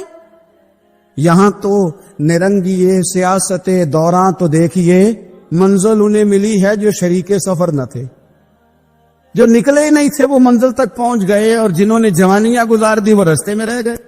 حضرت خفاف بن ایما کی صاحبزادی بیوہ ہو کے آ گئی، بچے ساتھ تھے، سرے راہ جناب عمر سے ملی اور مل کے کہنے لگی حضور میں اس صحابی کی بیٹی ہوں جنہوں نے احد والے دن اپنے بیٹے کے ساتھ مل کے محاصرہ کیا تھا، بچے میرے یتیم ہو گئے ہیں، میں بیوہ ہوں۔ حضرت فاروق اعظم رضی اللہ تعالیٰ عنہ نے فہرست نہیں مانگی، خرچے کی ڈیٹیل نہیں مانگی، تم آنا فلانے سے ملنا، پرسوں 9 بجے آ جانا دفتر، یہ کوئی بات نہیں کی۔ حضرت عمر غور سے کھڑے، اس بیٹی کی بات سنی، چھم چھم سیدنا فاروق کی آنکھوں سے آنسو گرے، دوڑ کے گھر گئے، ایک اونٹ نکالا، وہاں سے مال غنیمت کا مال کے بھر کے 2 بوریاں، اور بوریوں میں کیا تھا؟ چاندی بھی تھی، نقدی پیسے بھی تھے، کچھ ضرورت کا سامان بھی تھا، غلہ بھی تھا، 2 بوریاں بھر کے اونٹ پہ رکھ کے خود لگام اس بیٹی کے ہاتھ میں تھما کے کا پتر سامان بھی تیرا ہے، اونٹ بھی تیرا ہے، اور یہ نہ سمجھنا یہی کچھ تجھے دیا ہے، جب یہ ختم ہوگا تو رب تیرے لیے اور بندوبست فرمائے گا۔ کیا مانا؟ کہ ڈیوٹیاں لگا دی گئی ہیں، ہمیں پتا ہے یہ سامان کب تک ختم ہو جائے گا، پیسے کب تک ختم ہو جائیں گے، تیرے لیے میں نے نئے حکم بھی جاری کر دیے ہیں۔ حضرت عمر وظیفہ لگانے لگے تو حضور کے گھر میں خدمت کرنے والے حضرت اسامہ بن زید کا وظیفہ ڈبل لگایا، اور اپنے بیٹے عبداللہ ابن عمر کا وظیفہ سنگل لگایا۔ تو حضرت اسامہ بن زید کہنے لگے ابا جی میں نے تو ہجرت بھی کی، جہاد بھی کیا، اسامہ تو ان دنوں بچے تھے۔ تو حضرت سیدنا عمر فاروق جواب میں کہنے لگے پتر، اسامہ کے والد زید نے بھی حضور کے گھر میں نوکری کی، اسامہ بھی نوکری کر رہا ہے۔ حضرت عمر کی شان کیا ہے زمانہ جانتا ہے، پر پھر بھی حضرت عمر فرمانے لگے تو نے اپنے باپ کے ساتھ ہجرت کی، فرمایا ان کی خدمت زیادہ ہے حضور کے گھر میں، لہذا ان کا وظیفہ بھی زیادہ لگایا جائے گا۔ چادریں آئی تھی مال غنیمت میں، ڈھیر ساری چادریں، ڈھیر ساری۔ حضرت عمر نے صحابہ کرام علیہم رضوان کی ازواج پر، صحابیات پر وہ چادریں تقسیم کر دی۔ ایک چادر بڑی خوبصورت نکلی اندر سے، تو سب کہنے لگے حضور یہ نا خاتون اول کے لیے سوٹ کرے گی، آپ کی اہلیہ کے لیے سوٹ کرے گی، کبھی آپ گھر لے جائیں نا، یہ سب سے بہتر ہے۔ تو یہ حضرت عمر کی بالغ نظری ہے، وہ کیا بندہ ہوا جس کی ہر جگہ نظر ہی نہ ہو۔ حضرت سیدنا عمر فاروق رضی اللہ تعالیٰ عنہ کہا جناب یہ چادر بڑی حسین ہے، آپ کے گھر والوں پہ جچے گی۔ تو حضرت عمر فرمانے لگے نہیں، ایک صحابیہ ہیں حضرت ام سلیت رضی اللہ تعالیٰ عنہ، انہیں بلاؤ، یہ چادر انہیں دوں گا۔ حضور اس خاتون کو یہ چادر دینے کی وجہ بھی تو بیان کریں۔ تو حضرت عمر فرمانے لگے جب احد میں ڈھیر سارے لوگ زخمی ہو گئے تھے اور بھگدڑ مچ گئی تھی اور حالات خراب ہو گئے تھے، تو فرمایا میں نے اپنی آنکھوں سے دیکھا کہ اس ایمرجنسی کی حالت میں بھی جناب ام سلیت مشکیزہ پکڑ پکڑ کے زخمیوں کو پانی پلا رہی تھی۔ اس خاتون کی خدمات ہیں امت کے لیے، اس نے ڈیوٹی کی ہے صحابہ کے لیے، لہذا اس عورت کا زیادہ حق بنتا ہے کہ اس کو یہ اعزاز دیا جائے۔ میرٹ کی بنیاد پر تقسیم ہوگی، رشتہ داری کی بنیاد پر، تعلق کی بنیاد پر نہیں ہوگی، اس کا حق زیادہ بنتا ہے، اس کا درجہ زیادہ بنتا ہے، خدمات زیادہ ہے، اس نے اپنی ڈیوٹی زیادہ اچھے طریقے سے سر انجام دی ہے۔ جب تک چیزیں آپ وسعت قلبی نہیں لاتے اپنی طبیعت میں، جب تک آپ گنجائش زیادہ پیدا نہیں کرتے، اتنی دیر تک حالات اس طرح کے نہیں ہوتے۔ پھر ایک اور مصیبت بن گئی ہے، वो मुसीबत है लेवल की, ये काम मेरे लेवल का नहीं। जब आप अपने लेवल से नीचे उतरेंगे, प्रोटोकॉल से जरा नीचे उतरेंगे और छोटी छोटी बातों पर खुद तवज्जो देंगे, छोटी छोटी चीजों पर। हजरत उमर जुमा पढ़ा रहे थे, एक सहाबी देर से आए। अब ये नमाज का पूछना, जुम्मे का पूछना, मतलब हुक्मरान साहब तो ऊपर लेवल के हैं, वो तो पूछेंगे कि जनाब मेरे साथ तो आप कौमी सतह का बंदा बिठाएं, ये वाली बातें। लेकिन छोटे छोटे सुराख पैदा होते हैं, फिर बंद टूटते हैं, हालात बिगड़ते हैं। कौमों का इखलाक छोटी छोटी जगहों पे पहले बिगड़ता है, छोटी छोटी जगहों पे। बच्चा पहले छोटी चोरियां करता है, खुदा माफ फरमाए अगर उसे रोका ना जाए, फिर वो बड़ी जगहों पे जाके हालात खराब करता है। हजरत उमर फारूक एक सहाबी देर से जुमा पढ़ने आए तो हजरत उमर ने बाद में बुला लिया, फरमाया तुम इतने समझदार आदमी हो कि अगर जुम्मे में देर से आओगे तो बाकी लोगों का क्या बनेगा। तो उसे अभी आगे से कहने लगे मुझे पता था आपने पूछना है, और मैं तो कहीं काम में मसरूफ था अमीरुल मोमिनीन, मैं तो दौड़ा आया हूं, मैं तो गुस्ल भी नहीं कर सका, वुजू करके ही मस्जिद में आ गया जुमा पढ़ने। तो उमर फारूक उनकी बात सुनकर खुश हुए, फरमाने लगे रब तेरा भला करे, इस तरह करना, आइंदा जुमा पढ़ने आना तो गुस्ल करके आना। मेरे नबी पाक ने गुस्ल करने का इरशाद फरमाया जुमे वाले दिन, गुस्ल करके आना। इन बातों का भी, यानी हुकूमत के कौमी मामलात और आलमी नुक्ता नजर भी उनके ज़हन में है। लख